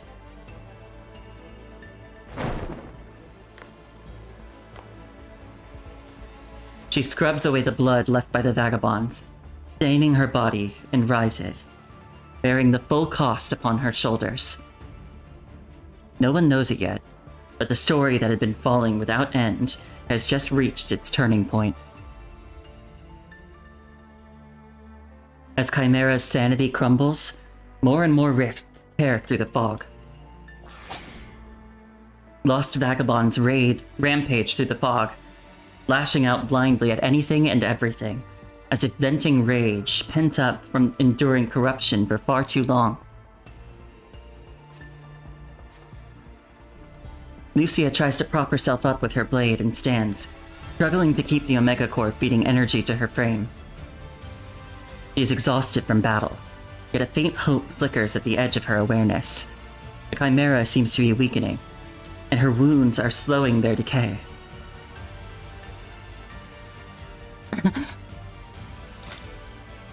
The human kneels in the corner, fingers trembling weakly around the gun, drained of strength. A clench of the jaw, and the other hand locks it steady. The FOS starship does not stop firing. This is no longer a war of attrition without end. The figure of red and white has already toppled the most colossal of the vagabonds, surging upward from the depths of the fog to stand before them now. Shock seizes Lucia's face. In a fleeting instant, she sees Alpha's silhouette crumple beneath some invisible burden, a pitch-black crown atop her head, dripping with melted flesh and viscous vital fluid from the dead. As though she is crushed under an unbearable weight, haunted by something dark and clinging that will never let her go. Her body is a map of scars, caked with the dust of ages, as if she has walked this road for eons uncounted. But before Lucia can look more closely, Alpha's voice reaches her from just ahead. I can take them down now.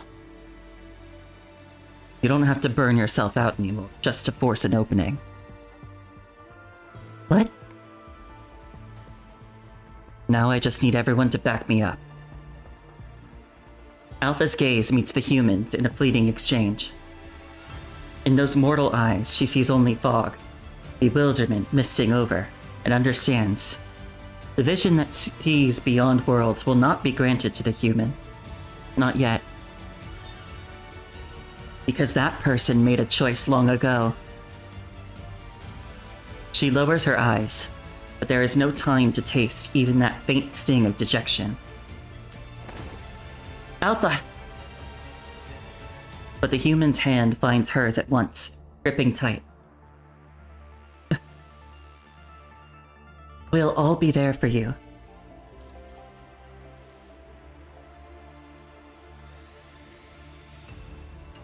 That flicker of dejection is gone. All right. Let's get out of the fog together.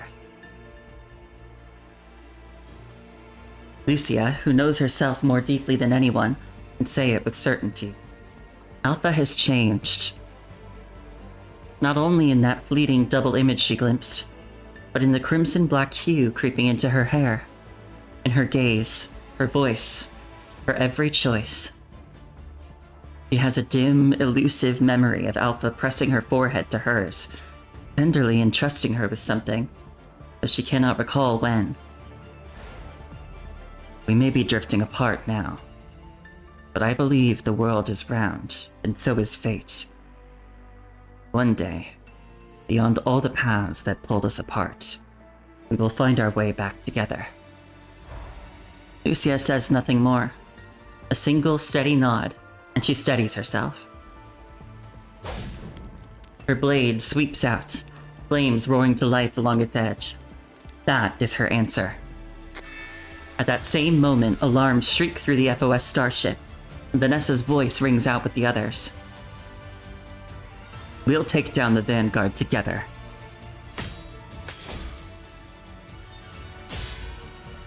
With those final words, Alpha draws her blade and charges toward the Chimera, the Vanguard. The dead of other worlds tear ceaselessly at her mind, yet they cannot slow her advance. She knows she's still the same as the day she first set out, pressing forward without hesitation, without ever looking back.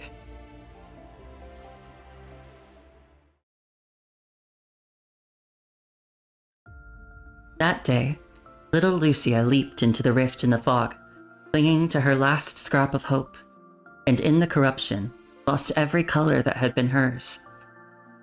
But even then, she could hear someone calling her name, and that voice told her she was her own future self.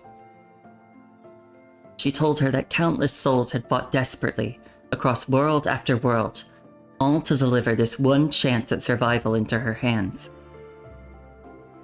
Not just the Sapphira data, not just a school anthem. She said she would find the greatest allies and the strongest support. She would gain an eye that pierces through all things, a hidden power dwelling within. And she would wield a blade that never falters, one that can cut through every misery this world had to offer. Just like the hero Alpha she always dreamed of becoming. And so, there was nothing left to fear. There's nothing left to fear. There's nothing left to fear. The crimson blade thrums in her hand, and as her fingers tighten around the hilt, the vast power in it trembles with eagerness. Bring it on!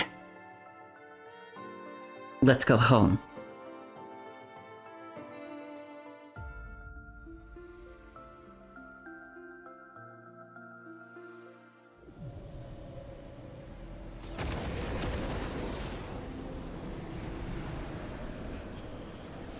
It's not over yet.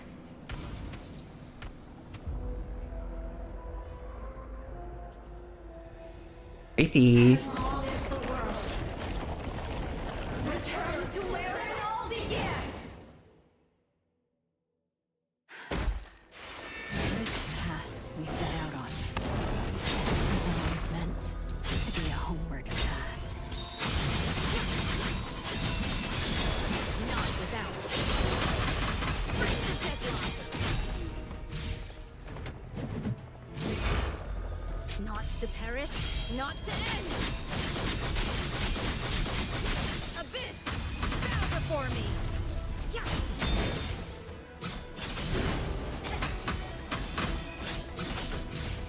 The future shouldn't be like this. How can it be like this? Not without. Against all odds. Ah! Pathetic.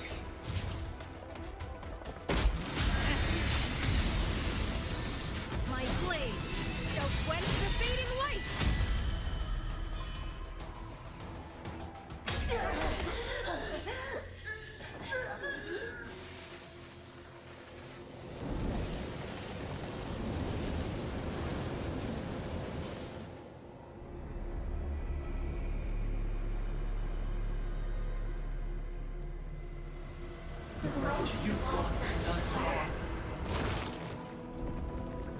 This is not the correct one. Allow me to show you the true power. Even if all that's left is your empty shell, I'll bring you home. Yeah. Ah!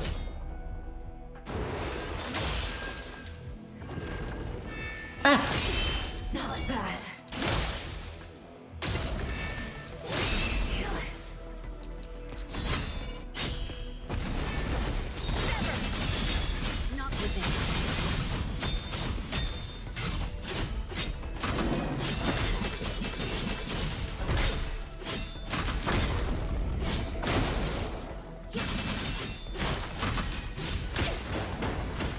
Ah! Yeah. Not within. Against all odds. Not to perish, not to end. Abyss, bow before me. Stop struggling.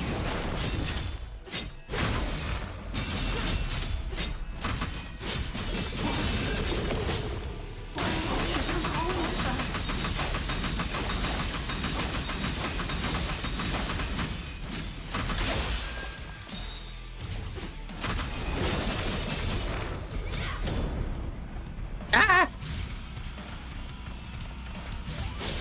Break. Prove it to us. Your choice.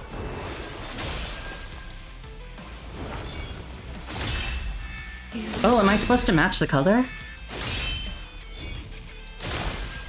Ooh. I think I get what I'm supposed to do there now. Sever. Not without. Let's make sure our voice to perish, not to end. Abyss, bow before me.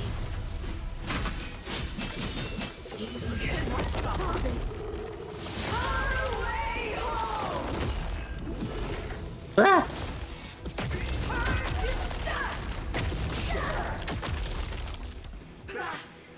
To that perfect path. Will lead everyone home.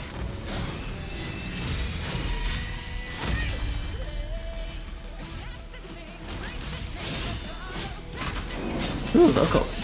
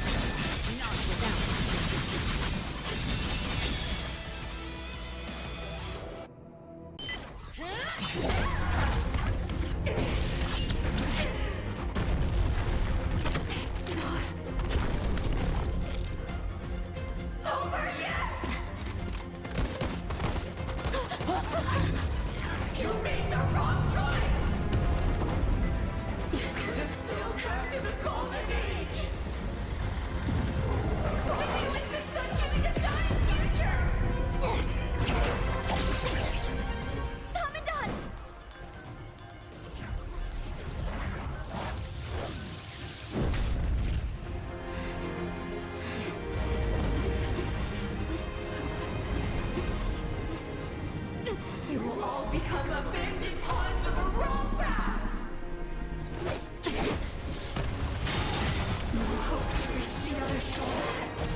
No hope to reclaim home. All our sacrifices in vain. The path you've chosen offers no salvation.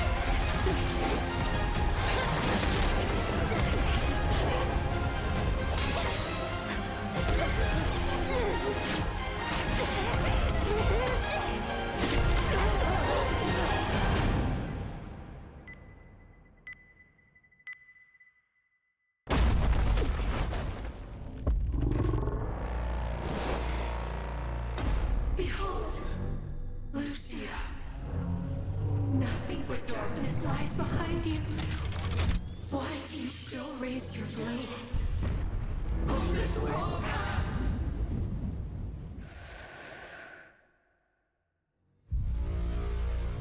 Wrong path. Winding paths. I've walked them all. But I don't need to look back.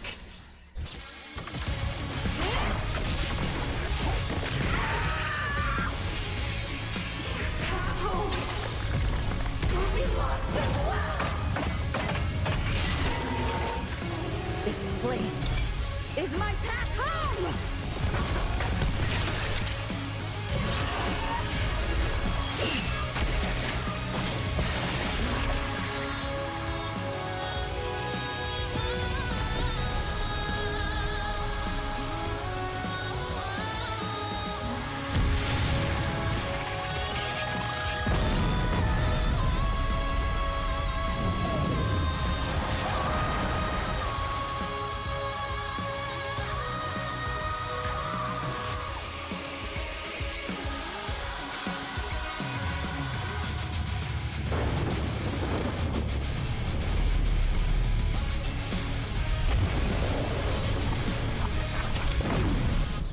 We're going home.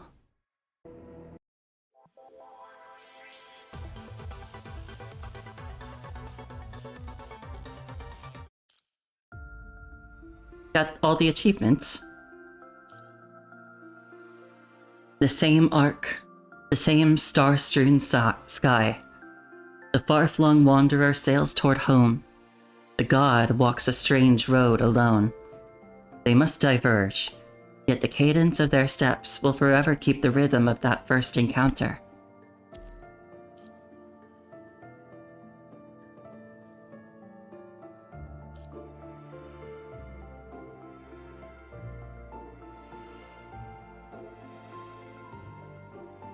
Passing strangers.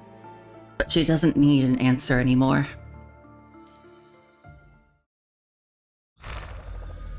Engines blazing, the FOS starship tears through the fog and bursts back into the cosmos in a single flash. The hand of the universe sweeps across the starship. The catastrophic shockwave that should have torn it apart vanishes in half a heartbeat.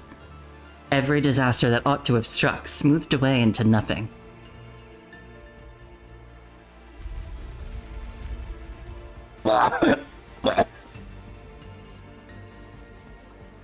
Ripped from a flattened dimension back into three-dimensional space, their limbs and bodies abruptly returned to their command.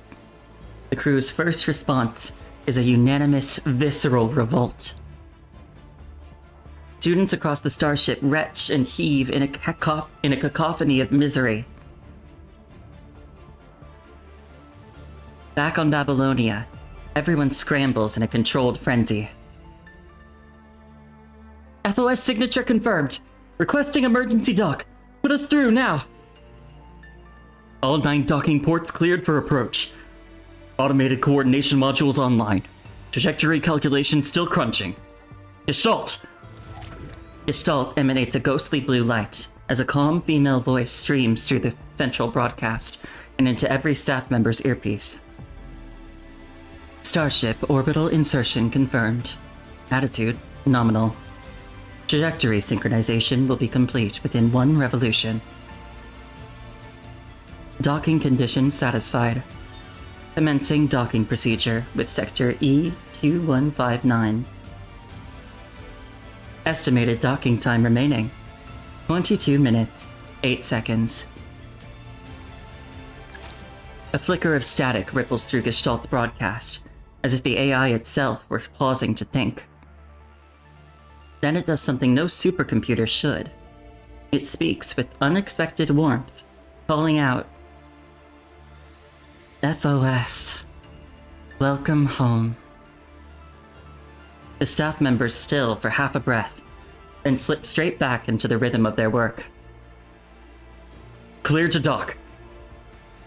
Hold everything! All stations, listen! High concentration punishing virus readings detected aboard the FOS starship. These levels. We're looking at an agent class hostile at minimum. No, readings still spiking. Alert! Science Council Sector S2135 under direct assault. Enemy punishing virus signatures confirmed as Ascendant class or higher. All mind beacon connections across Babylonia have gone dark. Level 2 alert. Alarm bells blare throughout the vessel. Hey! That thing on the FOS starship! The staff member's shout cuts off mid-cry. Ah, I see her. The staff member lifts their head, then rises unsteadily to their feet, their gaze locked helplessly onto a humanoid figure atop the starship. Level 1 alert. Atop the starship, the fog clears to reveal a figure in red and white rising upright. She tilts her head back, straightens her spine, and tucks a stray strand of hair behind her ear. She needs no protection to stand exposed in the vacuum of space. She sheathed her blade with unhurried grace and gazes down at Babylonia below. Then, step by step, she walks forward, unburdened by the weight of the cosmos, and steadily descends toward Babylonia's bridge. All units, stand by. Level 1 alert! Prepare to engage! A pair of hands settles onto the staff member's shoulders. Step back. Non-combatants fall back. The leading female commandant strides forward, a tide of human soldiers and constructs massed at her back. Weapons raised, they push toward the bridge in rhythm with her stride, laser sights peppering the red and white figure with clustered crimson dots. Alpha catches sight of Liv and Lee among the throng. Her footsteps halt at the very edge of the starship. She does not advance another step. The standoff stretches nearly 30 minutes. Docking complete. Internal and external pressure nominal. Opening hatch. As the FOS starship's hatch yawns open, several pale faces emerge before the waiting army. The harsh glare of Babylonia sears Vanessa's vision, nearly forcing her eyes shut. She pushes herself one step forward, but overestimates her strength and lurches sideways. Easy. Seeing Vanessa stumble, the human reaches out to steady her, only for those same limbs to give way. Lucia catches the human from the side. Commandant! Liv and Lee are the first to break formation, lunging forward to catch everyone before the new FOS team collapses like dominoes. Valeria's gaze landed instantly on the dark red stains blotting the student's clothes. Her brow furrows. After Liv and Lee, Star of Life medics surge into the starship under armed escort, racing death for every second. The next battle has begun. Alpha remains standing aboard the starship the entire time, her hand resting lightly on the hilt of her blade. She makes no other move, only watching as the FOS students are evacuated one by one. She is simply keeping watch. From the fog within her mind, a voice of herself seems to rise, questioning. What do you think about, Alpha, when you watch everyone rush toward their happiness? Alpha tilts her head slightly, listening to that voice. After starting everything, now you decide to take it all back? Are those fragile feelings really gone from you now? Don't you wish they would stop just once and look back at you? Alpha lowers her head once more, her gaze settling on the human and Lucia beside. A Lucia who can find happiness.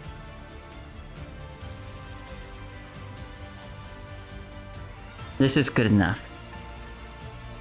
When the human withdraws from the starship as the final one, the soldiers silently open a path for all of Grey Raven. Only then does Alpha let her gaze fall, looking no longer.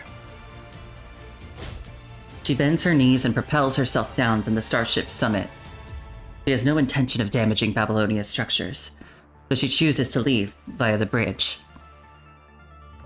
Leave quietly, just like that. But the wary vigilance fixed upon her does not waver. The human pauses as well, turning to look. Alpha.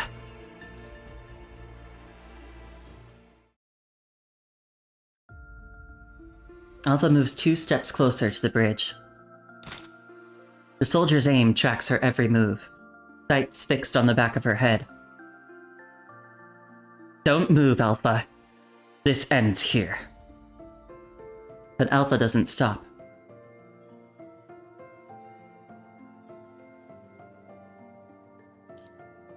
Amid the bristling standoff, the human does not reach for Alpha. Alpha says nothing more. She does not stop. Her eyes remain fixed ahead, utterly indifferent to the red dots swarming across her body. She walks straight past the human, past Grey Raven. Perhaps they are simply strangers now. Perhaps this is where they will part ways for good. But she doesn't need an answer anymore. Because atheism made an eternal vow with the human long ago, to walk the path that leads away from happiness. Just as she does now, moving resolutely in the opposite direction from everyone, toward the bridge's far end. And then into the dark of the universe.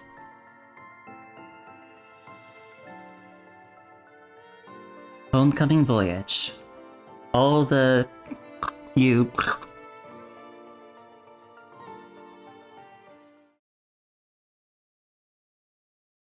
Beneath the tree, Alpha gazes at Earth. Dora and the others were right. Dominic made other plans. Humanity is already on the path Dominic foresaw. I'll make sure they stay on course. At least for now. They'll need my guidance. Alpha extends her hand and points to the heart of the Atlantic. Open your eye. Where her finger grazes the Atlantic, one eye stirs open. That human, who should have shared my vision. She can no longer bring herself to speak the name of the one she left behind, the one she might have walked through a lifetime with. Your starting point. This is where you'll find it too. One after another, she lays down threads of causality in the Atlantic's depths. Wait. But she suddenly senses something, as if another gaze is fixed on the very thing she watches. She traces it for a few seconds and finds it comes from a black and white construct. Another variable, it seems. Sense Ophelia's presence in her. Oh, is it her sister? She takes a long, careful look. The Sea of Atlas surges for the new queen, its roar shaking the sky, exposing an immense gray coastline. Corruption hangs thick in the air. Corpses litter the tidal flats without end. The bodies of humans and constructs, of whales and sharks, of apes and serpents, of birds. Silver strands knot through them like umbilical cords running from evolution's birth to the grave, descending into the abyss. Atheism. You've finally gained this sight. Yeah, this is Ophelia's sister, Valentine. She was recently revealed as one of the upcoming playable constructs.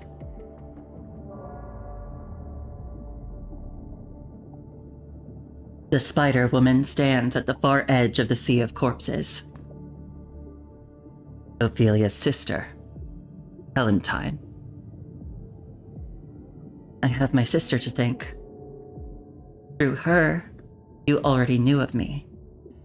But unlike the price you paid, it is only through this body that I can stand before you here. What do you want to tell me? The other end of the scale. She raises a hand and the waves shudder.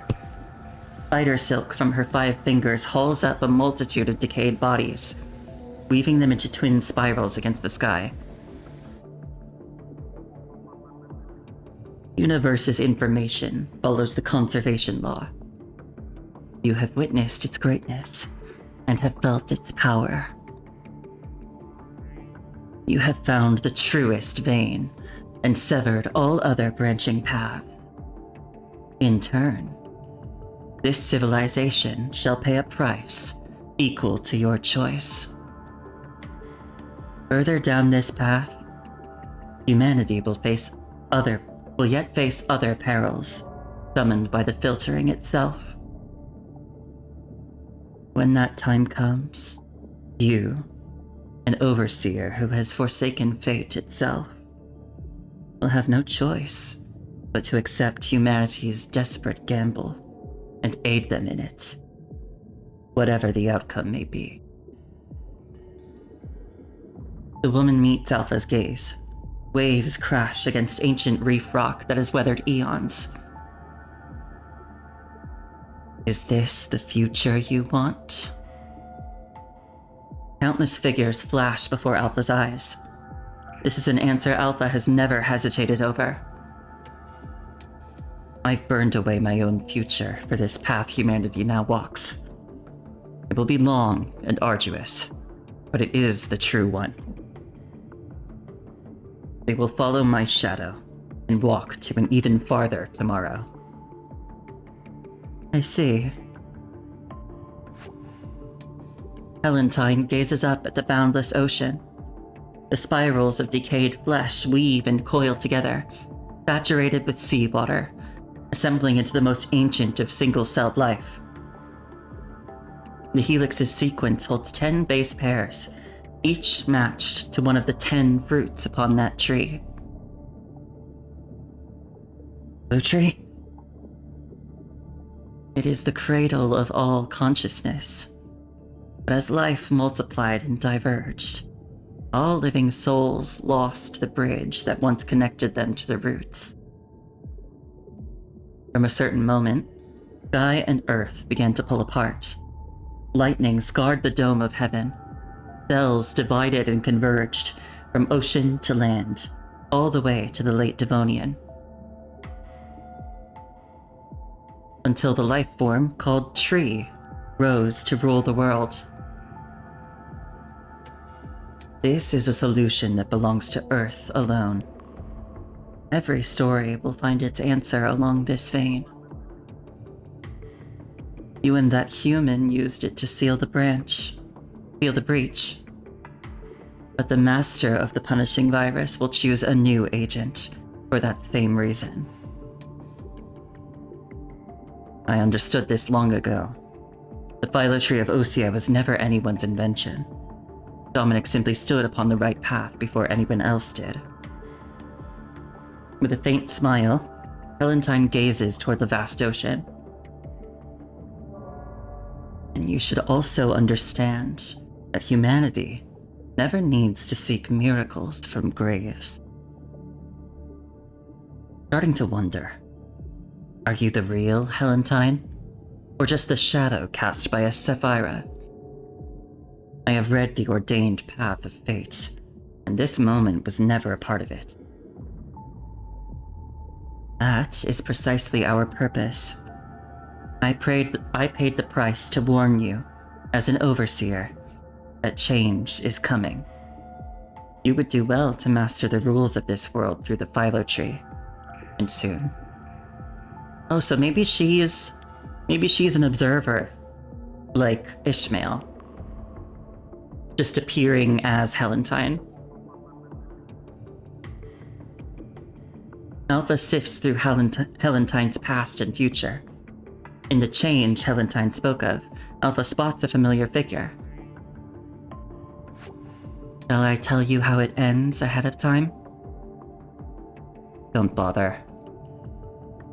Alpha first lifts her gaze to the colossal tree, growing dense and wild on the nourishment of rotting fireflies. It is my destiny to witness every choice made by human civilization.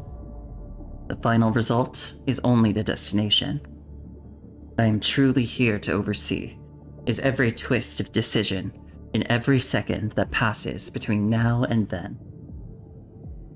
Alpha lowers her gaze again, returning her steady watch to the earth. In the temporary camp on the surface, Luna opens her eyes as well. It seems only a sliver of time has passed since you watched Alpha leave. The panicked fish is still beside her, only looking even more flustered now. FOS! It just reappeared! Lamia brandishes a comms terminal she somehow acquired, gesturing at the server-wide notice. Roland, meanwhile, looks like he already knew the answer. My.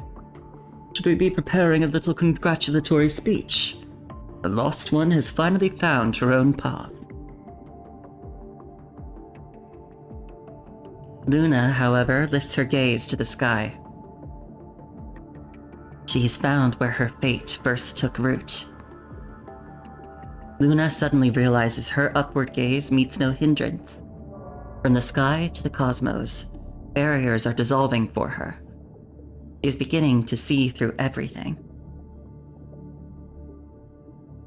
She reaches out to touch the air before her, control answering almost at will. She is certain now. Her connection to the Ascension Network truly is remade, Just as Alpha said. She has held tight to the memory of that phone call. I need you to remember this. Someday in the future, I'm going to contain the fog, use my power to disrupt the Ascension network. It might not be too long before that day comes. You'll know when it does. What you do then is entirely up to you. If you want to take the Ascension network for yourself, I'll be there for you. It's this. He handed me the key, the total dominion over the Ascension network. She clenches her fist abruptly, as if to seize every strand of the punishing virus from the air. Timing is precise, right when her power is being disrupted by certain anomalies. Her eyes narrow, tracing the wellspring of every anomaly back to one agent who can't seem to stop provoking Babylonia. So it's you. She quiets the noise in her mind with methodical precision, fixes her course ahead, and nods to the other two ascendants before moving beyond the forest. I will always stand beside you, sis. So for now, let's begin by exterminating the little bugs causing all these anomalies. Luna makes her choice as well, resolving to hold her position as an agent for now, a role steeped in hatred, or perhaps love. The power of Ascension will continue to serve the path she deems right.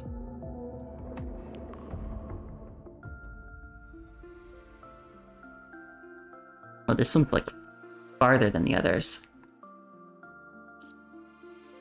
The vanished recording. All the best. Huh? We're recording? You're not even counting down first? Lucia? Commandant. By the time you hear this recording, well, everyone probably knows already. I've always wanted to say this. You know, the two of you, even back when you were at the FOS, how do I put this?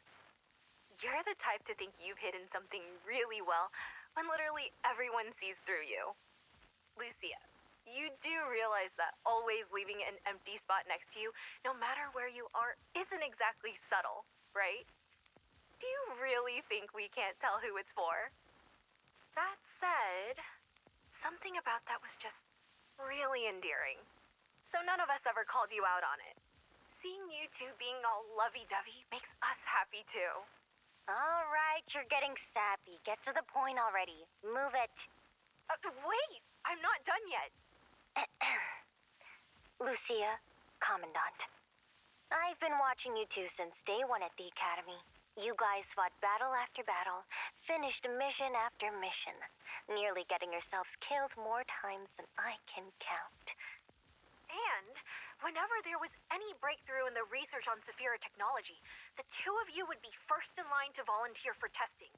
I know you just wanted to support my work, but being so reckless doesn't help, you know? Hey, you could just put two reckless daredevils together like that. Well, yeah, but it's not like anyone can stop them. Yeah, they ended up together anyway. No idea which one of you made the first move, but I bet it was Lucia. Anyway, I just hope that you two will stick together and stop being so damn reckless in the days ahead, where it is you decide to go. Now take her blessings and go live happily ever after. Okay, I think we'll leave it at that. Adelaide just sent a message saying they're back. Oh, what? Hold on. There's still one last thing I need to say. Then make it quick. Anyway, Lucia, Commandant, just say yes to each other already. We're all rooting for you. Love you guys. You'll always have my best wishes. I'm sending you all my love. Me too. Have a great life. They're here. Quick, put it away. Before we go, all the best to you, Commandant.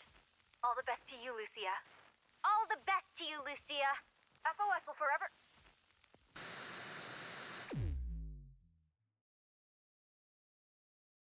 The recording that will never be played comes to a sudden stop.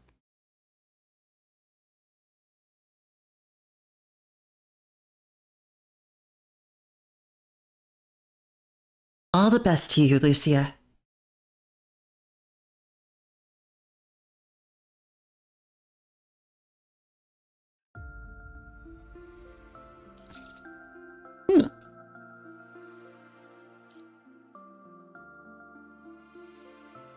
Does this indicate that the story continues in the Babylonia mode?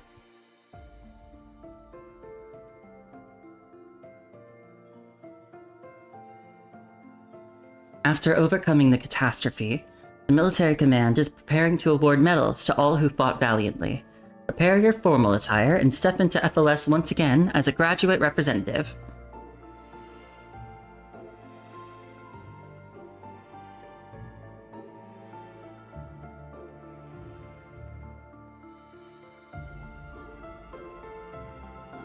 I don't know how long this is gonna take, so I might wait.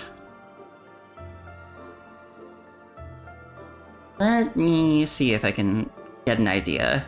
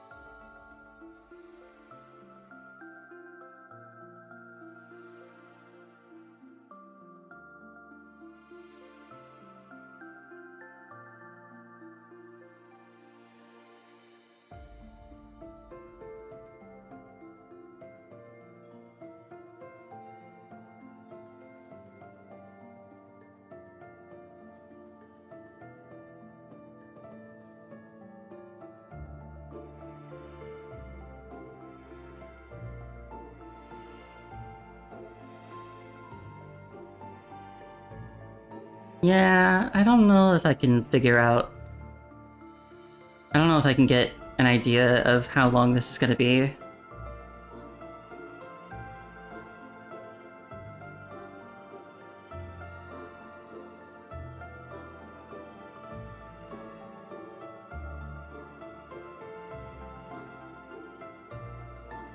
You know what? It's not that late.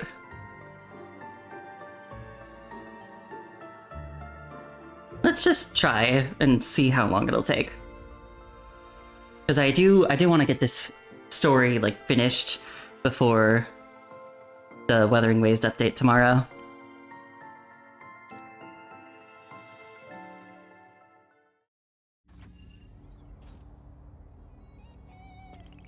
Welcome to Dreamglow Gardens. The air quality is perfect, with ideal temperature and humidity for outdoor activities. I've already done that.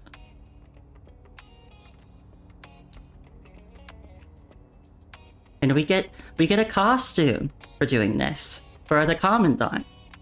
Pretty neat.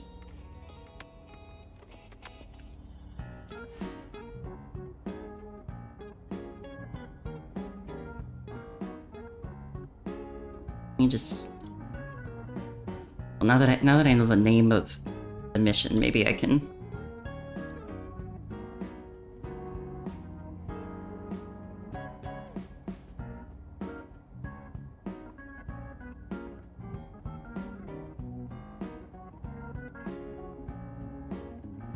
Okay, it looks like it's gonna take maybe like half an hour.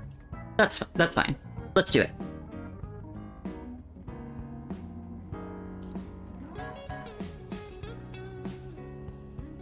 You have received a message. Please check your terminal. I should check it out.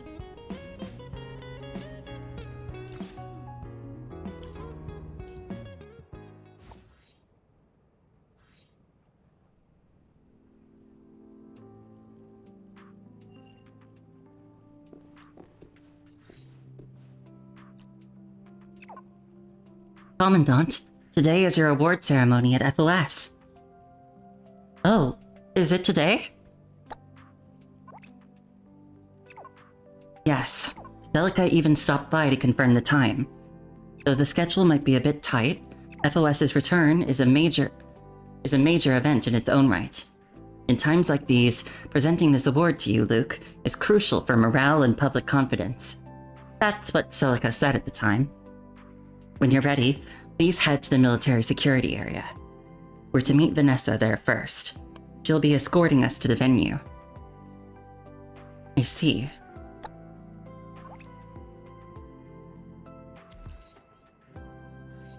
Okay, let's go. After settling your affairs, you make your way to the military security area. I've decided. I'm going to join the task force. Hello there, Grey Raven Commandant. Please move in an orderly fashion and refrain from loitering in the corridor.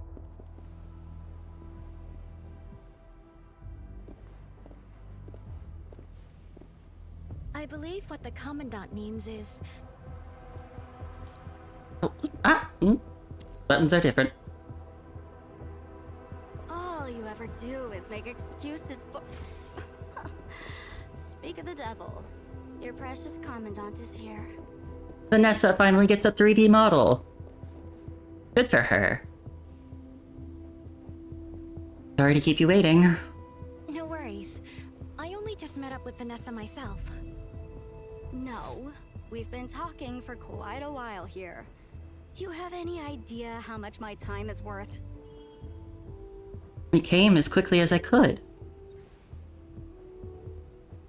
Well, now that you've decided to join us, Commandant, you've seen the briefing, I assume. We're heading to FOS for your award ceremony. Are we ready to go? Yes. Since Lee and Liv are on a field mission today, I'll be accompanying Commandant to the ceremony.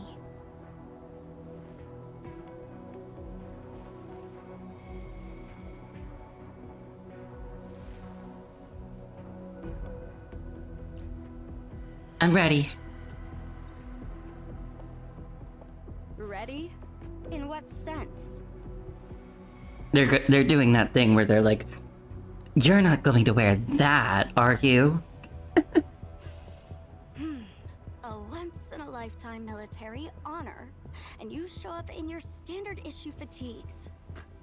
Do you possess even a basic understanding of the words award ceremony? There's no time to go back and change now. I knew it'd turn out like this. Fortunately for everyone's eyes, I had a proper uniform commission. It'd be a disgrace to let your complete lack of decorum ruin the occasion. You commissioned an entire outfit for me? Vanessa, you commissioned a uniform?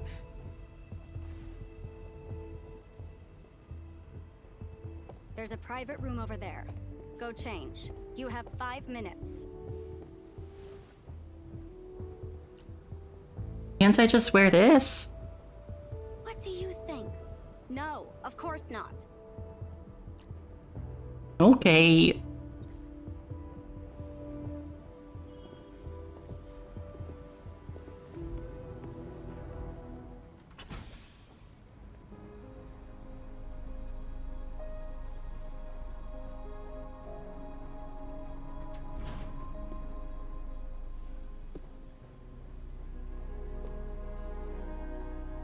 I do really like this outfit.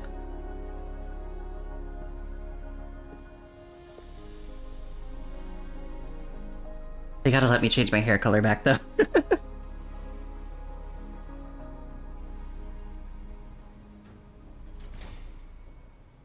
The only thing it's missing is a Wow. cape. Amazing what a decent uniform can accomplish. You look very sharp, Commandant. The uniform suits you perfectly. Except... What's wrong? If I get a moment to open my menu, I can probably change my hair color back. This collar is a mess.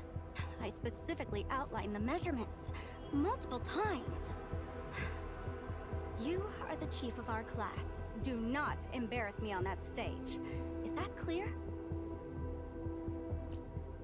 Talk about pressure. Good. You're catching on. The eyes of the whole world will be on you. If you falter, I will personally ensure you regret it. Now, if there are no more distractions, we're moving out to FOS. Let's go. The central elevator will take us directly to FOS. Keep up. Oh, right. Do I have to... Hang on. Ah! What? It won't let me open the menu. Hang on.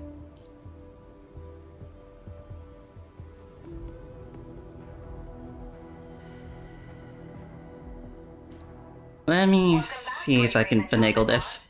Your pending tasks have been compiled in your work terminal.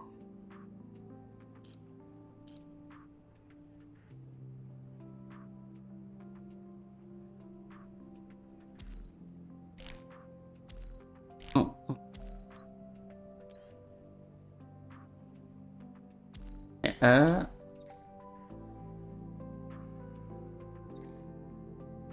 Does it not let me use different hair with this? That's a little weird.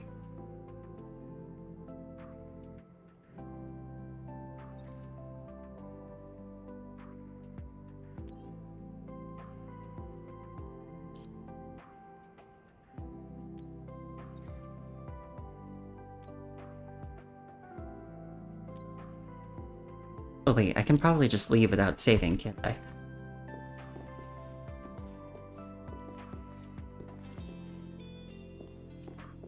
Huh. So am I not allowed to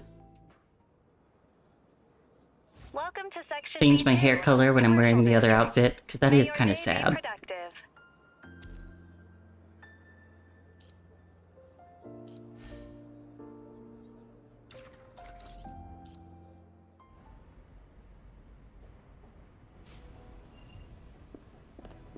Oh well. You can go to FOS through the central elevator. Thank you for your cooperation.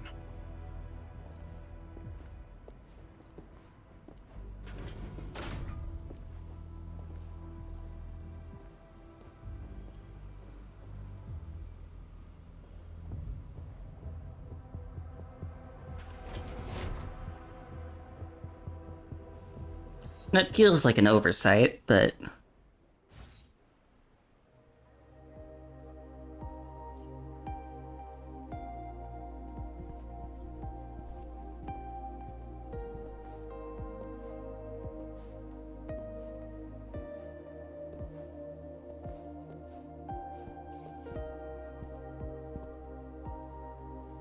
It's thanks to everyone's efforts that FOS was able to return to Babylonia.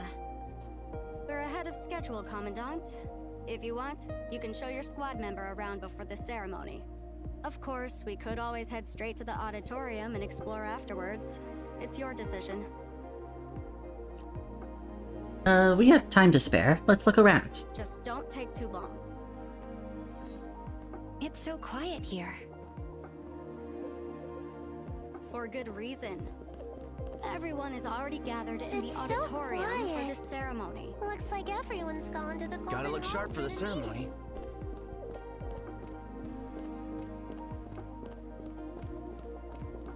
Food!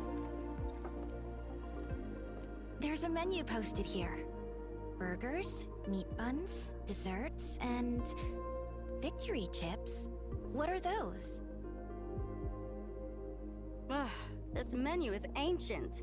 How is this place still in business, peddling the same old nonsense? But what makes these chips special? They're just ordinary salted chips wrapped in a childish superstition. Legend says eating them before a test guarantees success. A ridiculous notion. If snacks could earn you a degree, we wouldn't have all those bookworms burying their heads in textbooks. That does sound far-fetched. What about you, Commandant? Have you ever tried them? Yep. You've Just- got to be kidding me. You actually fell for that marketing scam? No, I just wanted to see if they tasted good. So that contest was...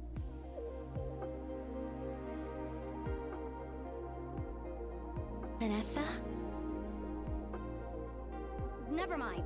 It's irrelevant. The chips are a placebo at best. I bet she's thinking of a time she lost to me after I was eating those.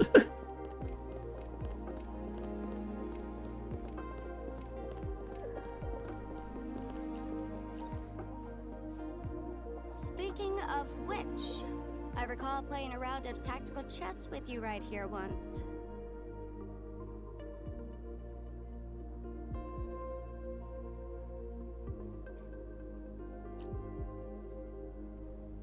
Who came out on top?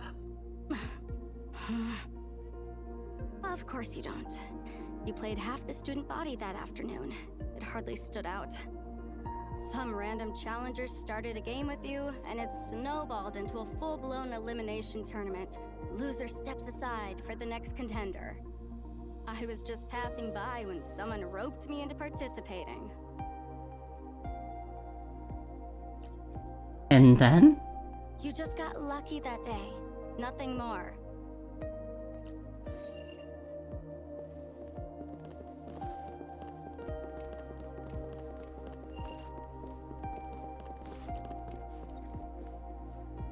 A Grey Raven flag? Is this official merchandise? Hey, there's other squads here too. Apparently. I can't imagine who'd be impulsive enough to buy one. It'll just end up as worthless junk taking up space in their dorm. Did they always sell the Grey Raven flags? Are you genuinely asking, or are you just playing dumb? They used to sell flags of other squads. What are these flags for? Decoration. A collector's item. A statement of aspiration, like what kind of commandant you want to be. Each squad represented a different path to excellence. Back in the day, some cadets practically brawled over the flags of a distinguished squad. Ooh, that sounds dangerous. I hope no one was hurt. Please. It was just posturing among overeager recruits. Nothing consequential.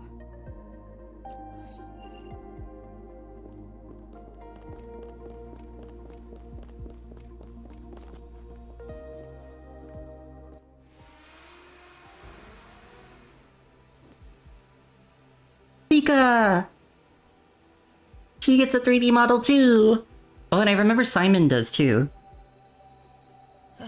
These drones are impossible to control. You hanging in there, Lillian? Mine are stable. For now, I think. We don't have much time left. We can't let everyone down. Pika!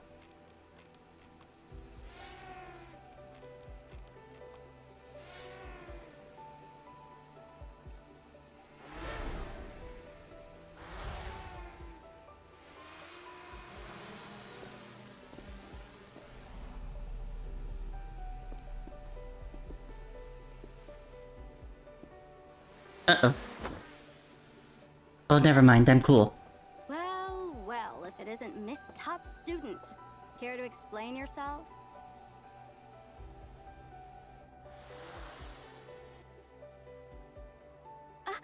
Vanessa? And is Chief Lucia too? What a surprise! You're a chief as well, aren't you? That's true, but I could never hold a candle to a chief of your caliber. You still haven't answered my question. What is all this? We're preparing a performance for after the awards ceremony. With these drones? Yes, we're programming them into light formations. Oh, would you like to see a preview, Chief? It could be our final rehearsal. Looks like we've got no other choice, Lillian. Why are you suddenly so worked up?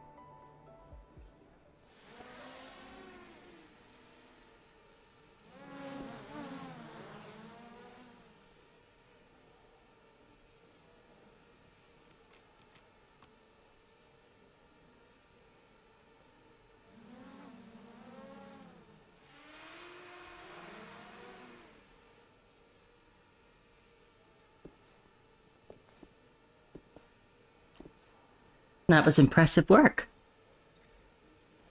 It really was. Was that final shape the FOS insignia? Yes, you recognized it. That means all our late nights were worth it.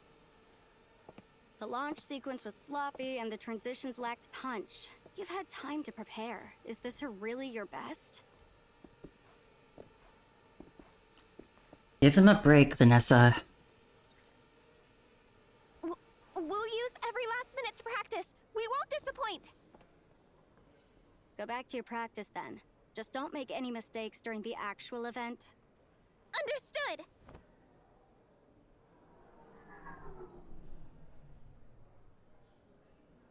Actually, I have a small request. Before we go to the ceremony, Commandant, Vanessa, would you mind if we took a photo together? To send to Lee and Liv. They couldn't attend, but they asked us to document the day. We promised them before they left. Sure, let's take one. I am not participating in your commemorative snapshot. Take your picture with just the two of you.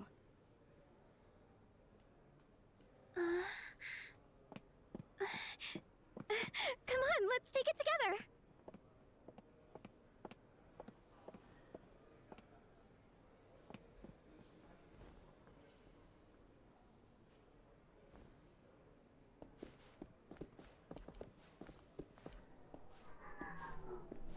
Say cheese!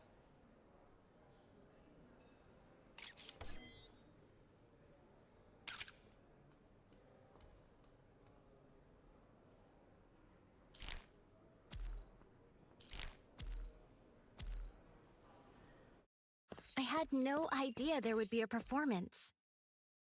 The brass loves their pageantry. The auditorium is on the upper level of the academic building. All students, Let's go. proceed to the auditorium for immediate check-in. Let's go. So, this is the main hall of the academic building? Correct. This is where all the campus bulletins, club notices, and trivial announcements get posted. You can take a quick look if you must, but remember what I said. Don't take too long. Let's move on. Simon and Harley Joe asked me to take you to the training room suspended. Please exit I'm the really not academic thrilled area about the in detour. an orderly manner.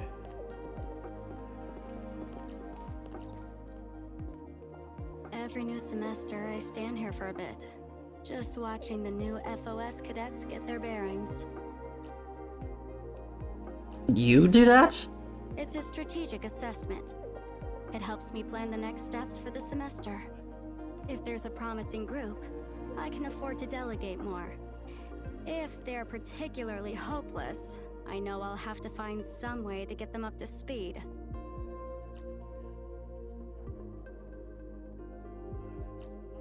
That's very dedicated of you, Vanessa. I don't need your commentary, thank you.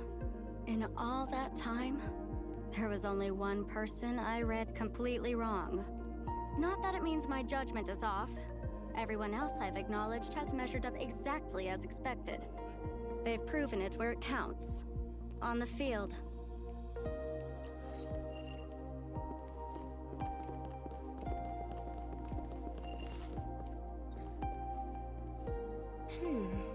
There are class assignment results, campus policy bulletins. No pets on school grounds. Over here, there's FOS News. FOS Hero Ranking. It's a frivolous popularity contest started by people with too much free time. Then, the journalism club tabulates the votes and publishes this so-called hero ranking.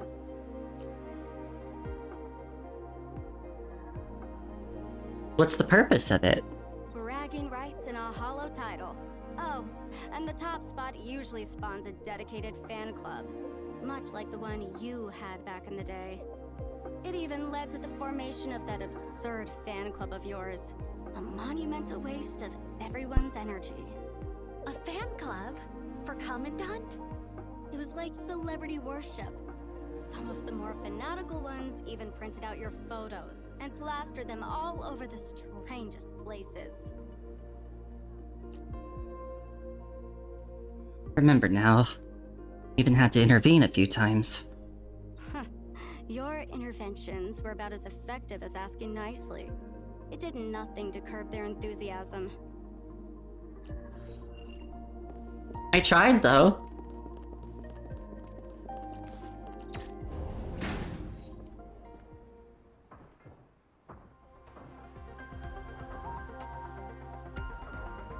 Commandant, I hear people fighting. That would be those two idiots.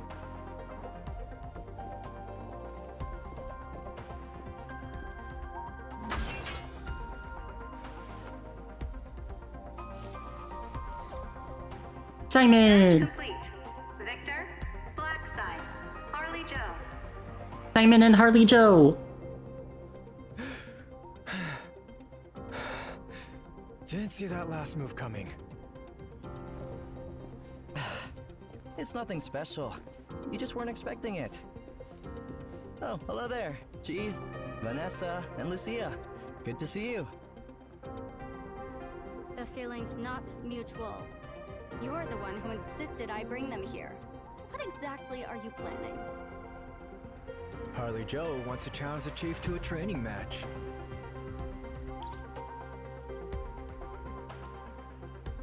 Why is that? Because you keep outdoing yourself, and I'm getting a serious case of professional jealousy.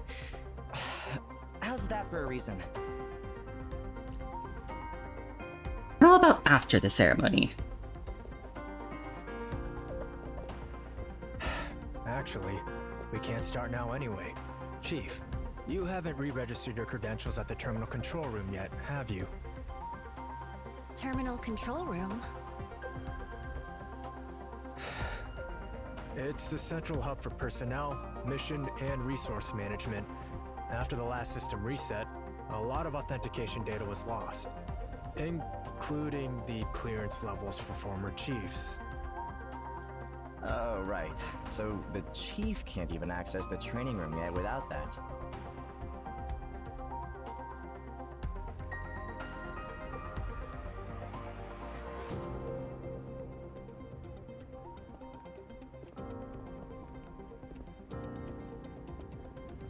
Let's go. Don't waste another minute on these idiots. Harley Joe and I will finish up here before heading to the ceremony. Vanessa, Chief, we'll see you there.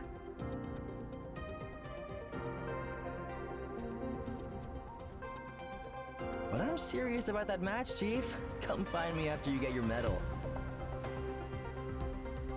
Okay.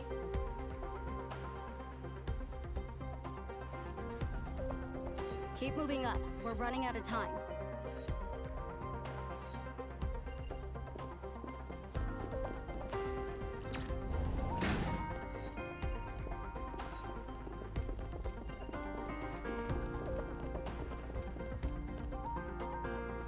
That looks like...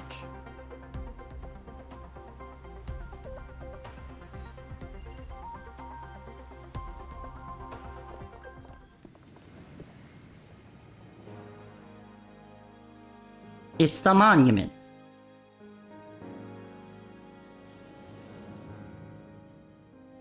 I like the birdies.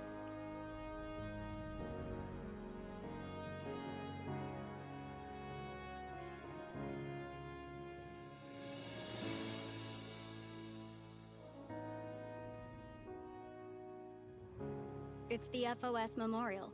No time for that now. You can pay your respects later.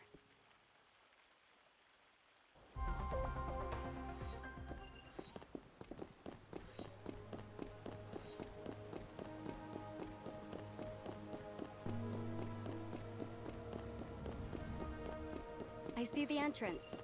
Let's get inside before they start without us.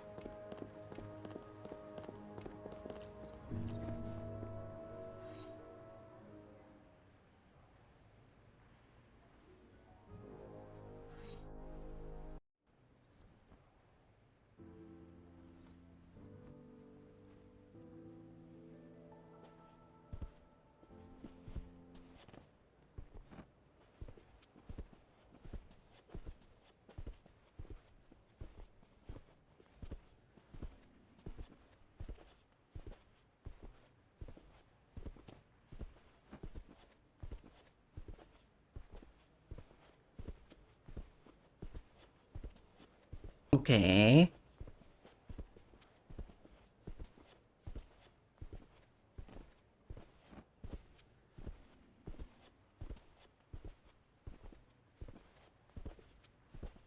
Oh, I didn't realize I could look around.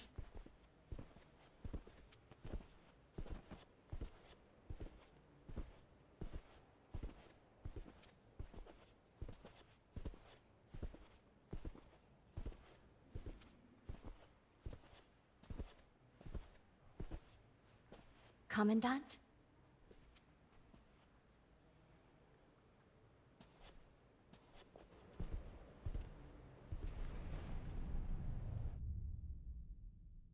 By official decree, Grey Raven Commandant, for outstanding performance and distinguished service during the FOS Homecoming campaign, is hereby awarded the Medal of Highest Honor. And for saving my students, safeguarding the future of Babylonia itself. You have my thanks. On behalf of the military command, I express our deepest respect to every soldier who fought with valor and served with selflessness in this campaign. Though unknown dangers still await, I am confident that nothing can halt our advance now. Humanity will overcome the punishing virus and reclaim our homeland, our Earth! Finally, let me conclude today's ceremony with these words. May peace be with every child of Earth.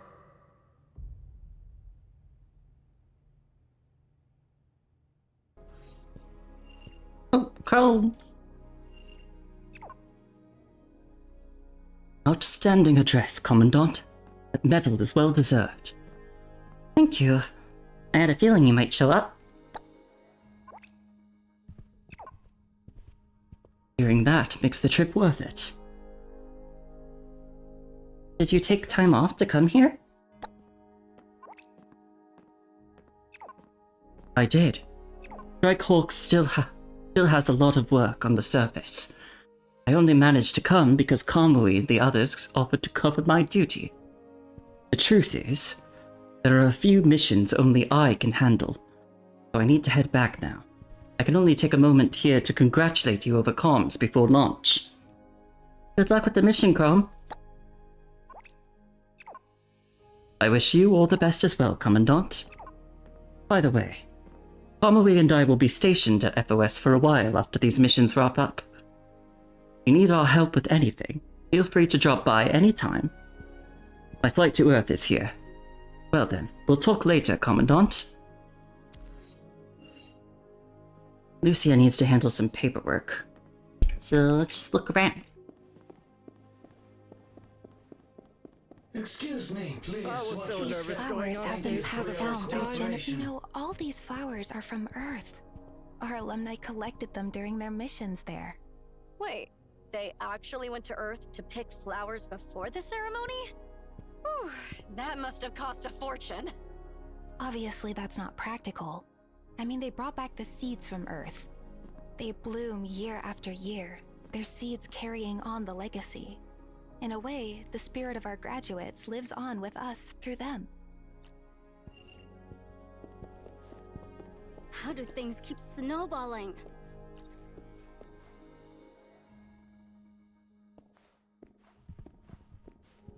What you complaining about now? Wandering around here. Aren't you supposed to be heading out to handle some paperwork? I want to look around more. You seriously can't sit still, can you? Just try not to wander off and stumble into another mess. I've got things to handle. No more small talk. I Hi, don't Simon. think my experience is anything special. Simon, you're being way too modest again. But Sika, if you ask me, the real trick is learning to hide your weaknesses. What are you guys talking about? Oh, since it's rare to have this chance, I was asking Simon and Harley Joe to share some insight from their own experience. Like I said, there's not much to tell. When I look back, it was really just about giving it everything and trying not to throw up.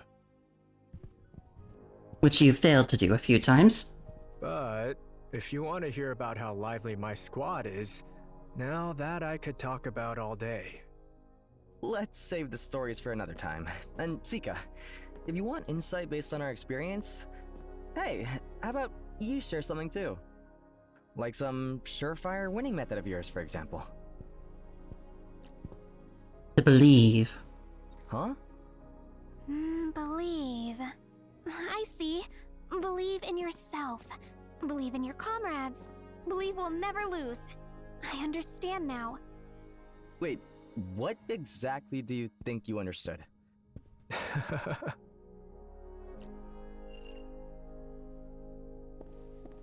Grey Raven Commandant, do you have a moment? It's like the one teacher who survived from the chapter. Grey Raven Commandant, can I have a word? Sure, go ahead. It's nothing big. I'm planning to set up a school activity where students can pick a graduate as a role model to learn from. I think having a motivation like this could really help them figure out their growth path. The thing is, not every student knows who the graduates are, or what they do. That's where I'd love your input. What official role model options do you think we should offer? Vanessa and Simon are both solid choices. Agreed. Quite a few commandants from your year have really stood out. I'll start working on the materials right away. I don't think my experience is anything special. Please exit in an orderly manner. Well deserved! Seriously, congratulations! Let's make sure we take plenty of photos for the students. Congratulations, One day I want to be a Grey Raven commandant like you.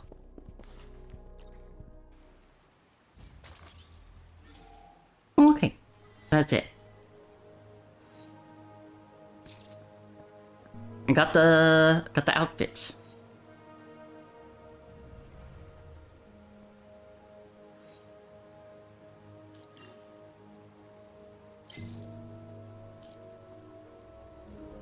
New rewards and stuff. Alright.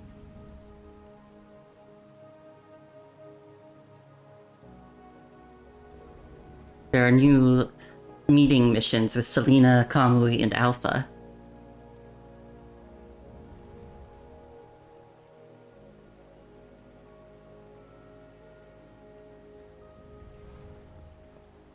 Should I do the Kamui one before I finish up? Maybe. Oh. Congratulations once again. This honor is truly well deserved. Thank you. Oh, and Luke, you remember our agreement? You do remember our agreement from before the medal ceremony, right? Yes. Good, you remembered. I just finished calibrating all the training room equipment, so we can start the match anytime. In any case, just come directly to the training room when you have time.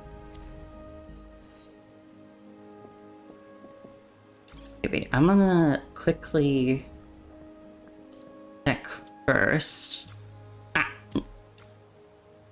If I can... Welcome back, Grey Raven Commandant. Your pending tasks have been compiled in your... Wait, I still can get it? Oh, I had to claim it from here.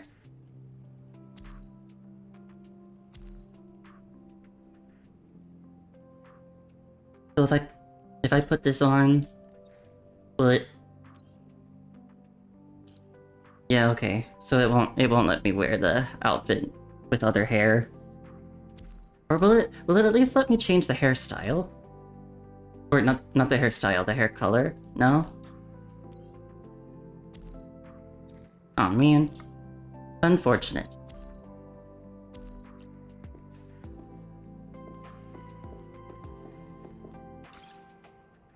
Okay, then let's do the thing with Kamui.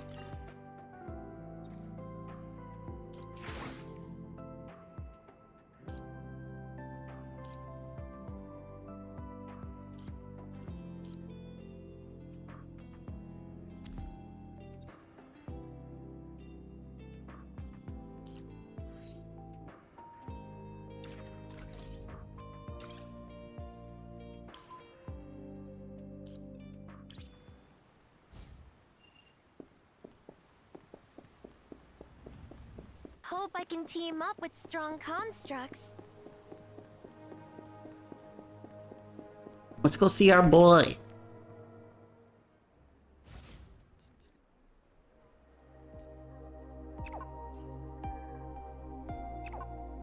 Commandant! The FOS College is even more impressive in person! This is your alma mater, right? I was trying to see if you'd left any legendary stories behind here, but then a guard stopped me out of nowhere and said the area ahead is restricted? Stay right there. Where are you? I'll come to you. Nice! Honestly, I'm not even sure where they ushered me off to. Let me ask someone real quick. I'm currently in front of the Collaborative Teaching Center.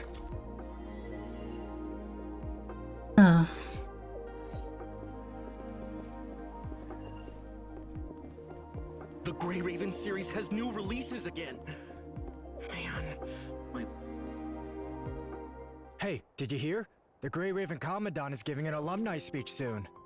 Of course I heard. The Grey Raven Commandant has always been my role model.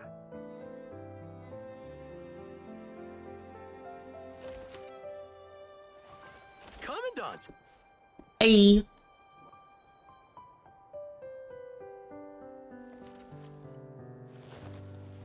$1 million smile.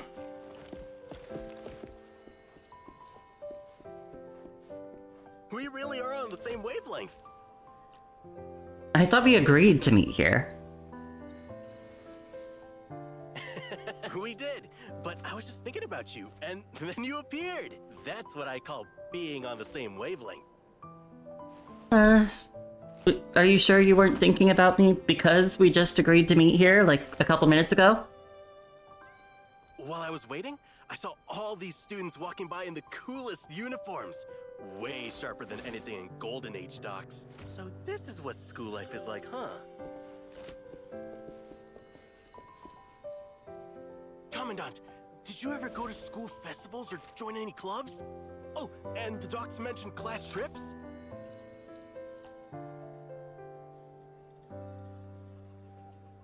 You might be disappointed. It wasn't all that exciting. Any story with you and it could never disappoint me.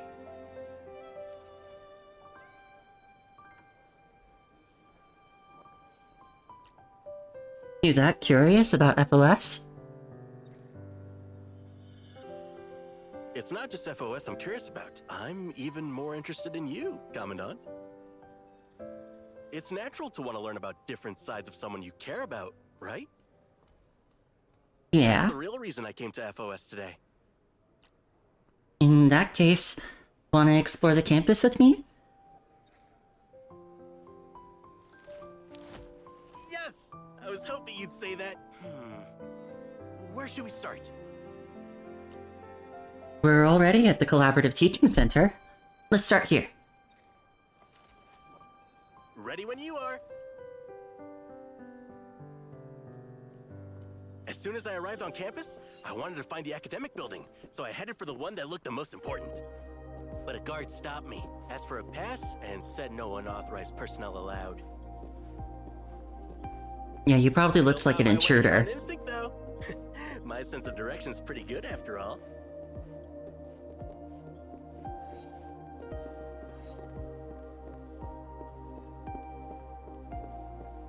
Maybe Lee could learn a thing or two from your sense of direction. Poor boy's always getting lost. This place has way more specialized rooms than I imagined. And the equipment's seriously top tier. Are all of FOS's theory classes held here?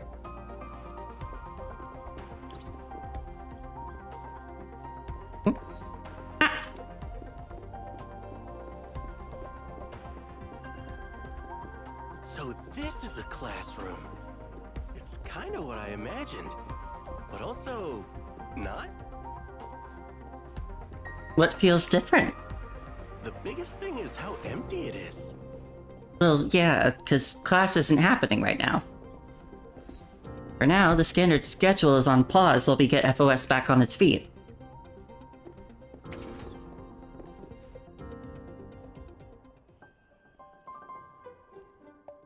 Wow, this podium is way cooler than any I've seen in games. Look at all these buttons, just like a command console. No way! Can it fire orbital cannons or something? If you could, why would you?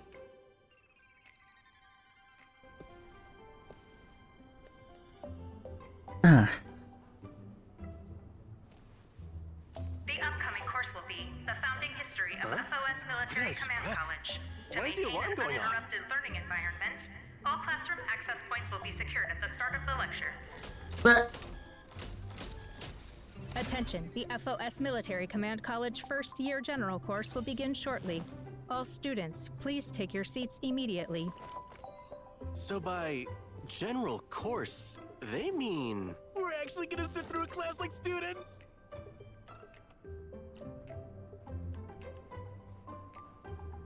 I hope you'll enjoy this, because we're not leaving. Let's find seats.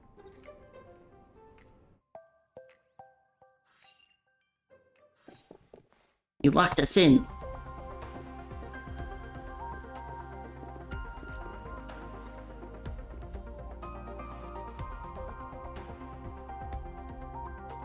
Let's push our desks together. We can be desk buddies. Desk buddies. I see that everyone is now seated. Very good. Maintain this posture for learning. Today's general course will cover the illustrious founding history of FOS. I expect your full attention so that you may all gain something of value. Let us begin. Whoa, so formal. Feels like my brain's about to get a stat boost. The FOS Military Command College is an academy operating under the world government. Its origins trace back to the Golden Age, initially founded with the purpose of cultivating exceptional human talent. Oh, so FOS dates back to the Golden Age. Yeah, I'm not watching the lecture, I'm watching this guy. Under the New Earth Codex, the world gradually moved toward unification, paving the way for the establishment of the world government. I already know all this. Through the joint initiative of Dominic, Chief Technician of the Science Council, and Trillard, the first president of the world government, the FOS Military Command College was formally established. Come to think of it, I still don't know if I know what that stands for. 2060 of the New Earth calendar, the zero-point reactor incident occurred, releasing the punishing virus, which began to slowly consume Earth, humanity's sole homeland. Led by the world government, the people of Earth mounted a valiant defense. Yet, facing an unknown enemy, humanity found itself at a temporary disadvantage against the punishing virus threat. To preserve the final spark of civilization, the Arcadia Great Evacuation was initiated. I've heard this 100 times, but every time it gets me fired up all over again. Well, I'm glad you're having fun. The government executed a total of 5 surface-to-orbit relocations. As humanity's most critical military strategic institution, the current iteration of FOS Military Command College was established in Babylonia following its transformation after the 3rd relocation. The focus of talent cultivation shifted to training specialized commandants for construct combat operations. I think I'm getting a bit sleepy. Whoa, this is nothing like what I expected. Commandant! What did you expect? Are we really stuck in here? Don't students need bathroom breaks or something? Just 30 minutes left. You'll survive. And some teachers don't allow bathroom breaks during class. What? All 30 minutes? What if we just bail through the window? I checked. We're not that high up. I could carry you and jump down, no problem. It'll trigger the alarm. All right, if you say so, Commandant. I've been meaning to ask. You don't seem very into this. Is the class that boring? Well, keep in mind, Kamali, I've taken this class already.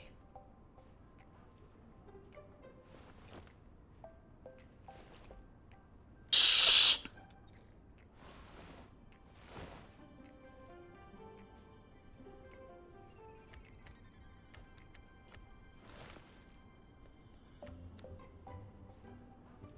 to assess your attention. I will now call on one student to answer a question.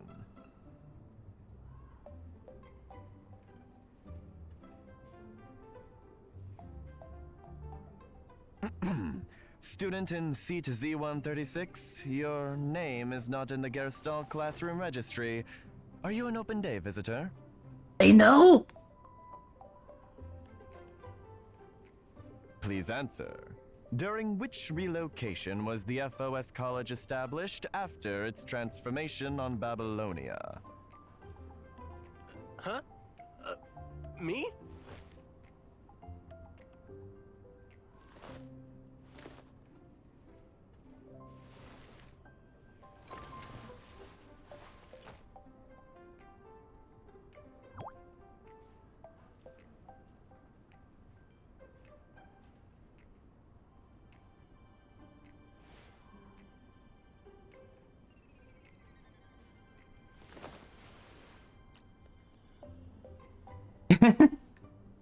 Do I help him or do I let him think?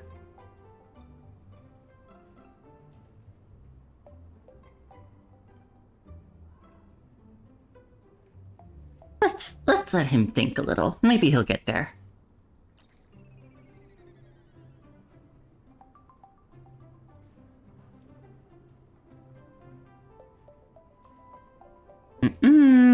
Gotta do this yourself. Sorry.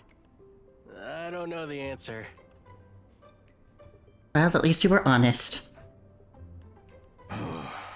I am profoundly disappointed to witness such inattentiveness in my classroom.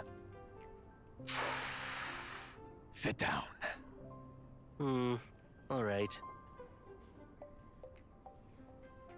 And now you have a little bit of a taste of what school is like. I'm kind of embarrassed. Did I mess up the lesson?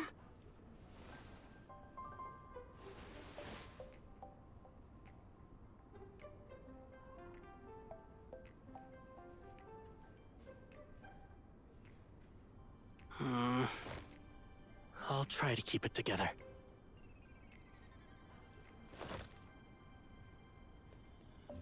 It's not every day I get to be your classmate, Commandant.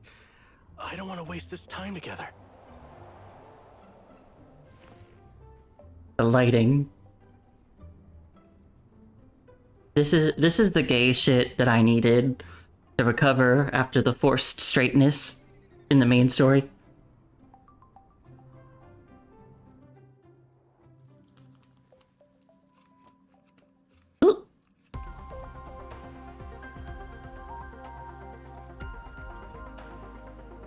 Are you so bored you made a little origami doggy?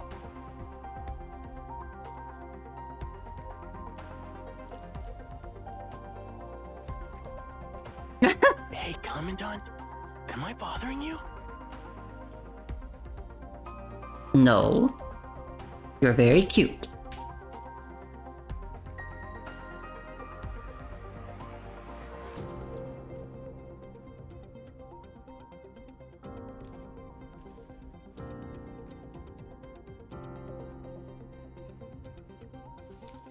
I'm gonna eat.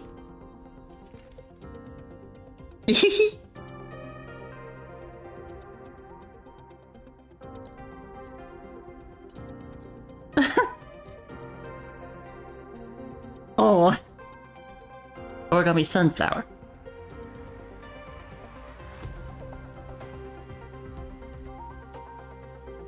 Hey,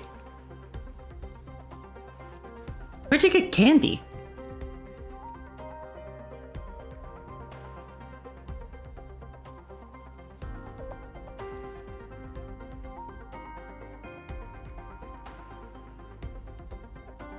I'm having one too.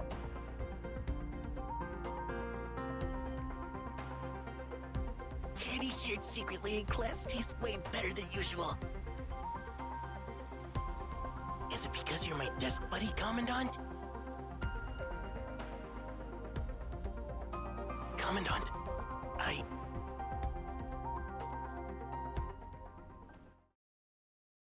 Enough! I will not tolerate such brazen misconduct in my lecture hall. Ah!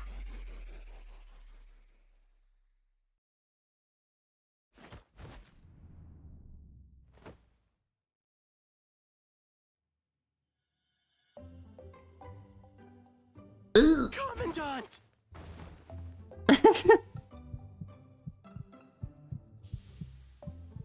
Oh my god, did he just expel steam? Is that chalk? That's so retro and kind of awesome.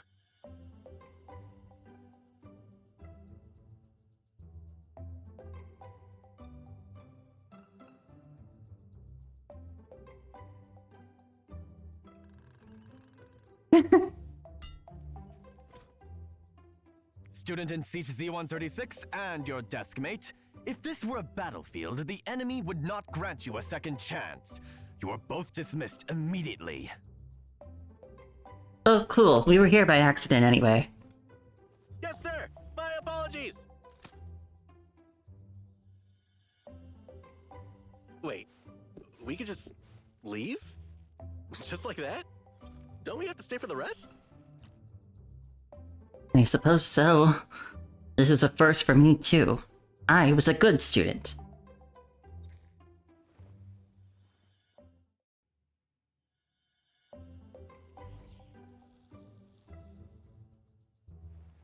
Looks like the general course is over. I guess the only two real... Actually showed you a side of school life you'd never seen before, Commandant? If you mean being a delinquent. Well, I guess it's not full delinquency, but... Yeah, true.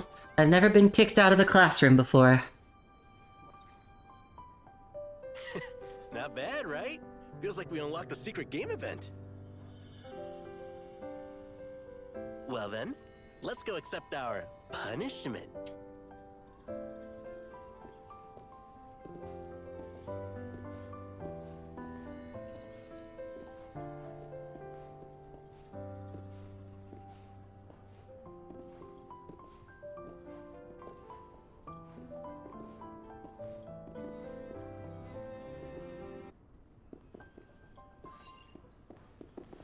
Lifeform detected.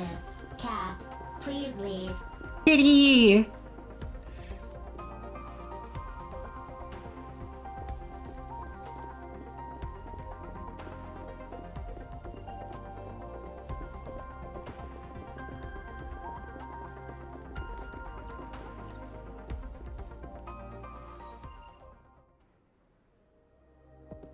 Military academies don't mess around. Even a simulated teacher takes things dead serious. Yeah, for a simulation, that teacher was real fired up. Though honestly, getting kicked out is a pretty light punishment, don't you think? Oh yeah, it could have been way worse. Still, it was a punishment. And I feel bad you got scolded because of me. I found it rather amusing, actually. After all, it wasn't like it was a real class.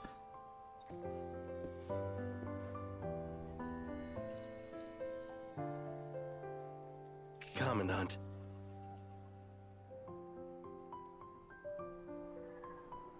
What if I told you I pressed that button on purpose? Would you be upset? Why would you do that?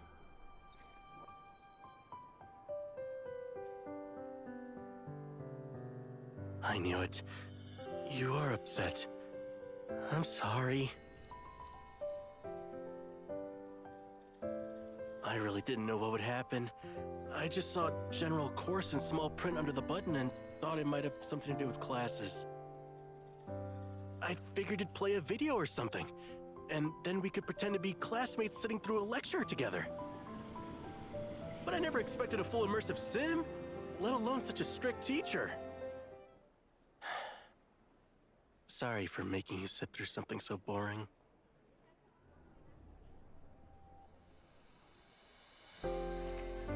I didn't find it boring at all.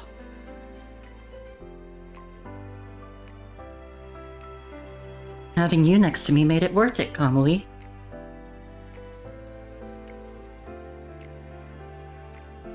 Really? I was really happy getting to be your desk mate too, Commandant.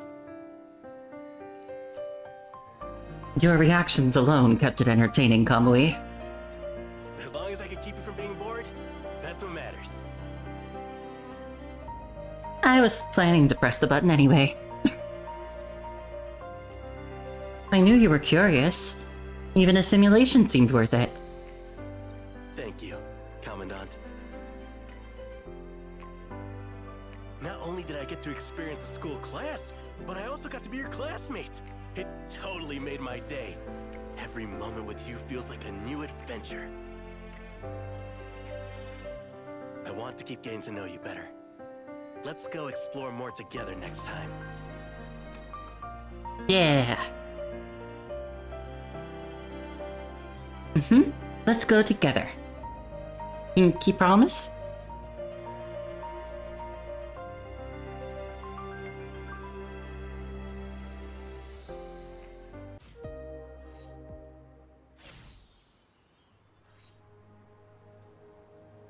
Within reach. Perhaps there really is a parallel universe where, on drowsy afternoons, you sit together in a corner of the classroom, mere inches apart. Aww, that was cute. I like that. But there's 2 endings. Oh wait, was it just 2 pictures? Just to turn away. Idle chatter, wandering daydreams, furtive gestures exchanged above and beneath desks. The teacher's lecture drags on endlessly, but with that person sitting beside you, can't help but wish the bell would not ring too soon. Yeah, that was cute. I like that. Perfect. Okay, yeah, I guess it's just getting 2 pictures this time. Perfect palette cleanser after the forced straightness. Perfect.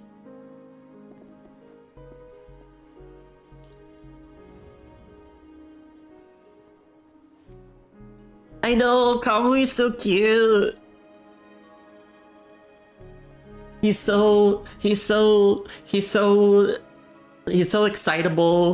and it's just I don't know. It was fun to see him messing around.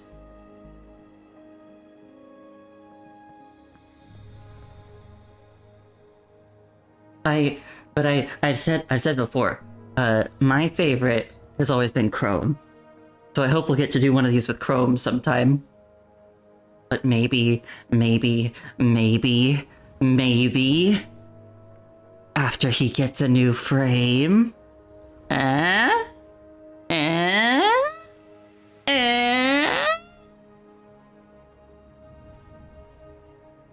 Like, I can hope.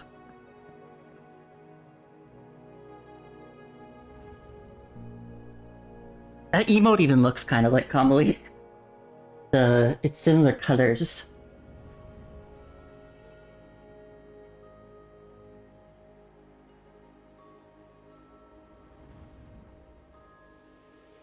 Anyway, that will be all for tonight. Alright, tomorrow, well, I think it's probably already out, but tomorrow I'll do the new collab story in Wuthering Waves. Yeah, I don't know a lot about Cyberpunk, but I like Woo-Wah, so let's do it. Hopefully it won't be like super annoying to watch me do it, because I don't really know anything about Cyberpunk. I was worried about that with the like PGR Devil May Cry collab, and that's why I didn't stream it. But also with that one, I would have had to do the voices, and that would have made me more uncomfortable. At least with the Cyberpunk collab in Wuthering Waves, there are gonna be voices, so I can just kind of sit back and be bewildered. Yeah, I'll do that tomorrow night. And so I will see you all then. Let's see who is still streaming.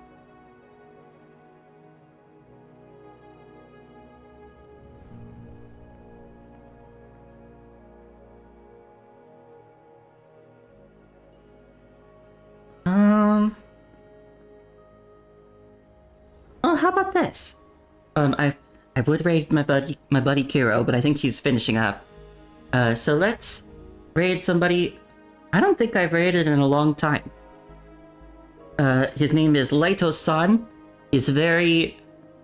He's good for those of you who may enjoy beefy boys. And it looks like he's playing Majora's Mask. Although maybe he finished. I don't know. We can still raid him, right? Thank you all for coming. I hope you all had a nice time. And I hope I can see you all again sometime. Alright. Bye-bye, everybody. Bye-bye.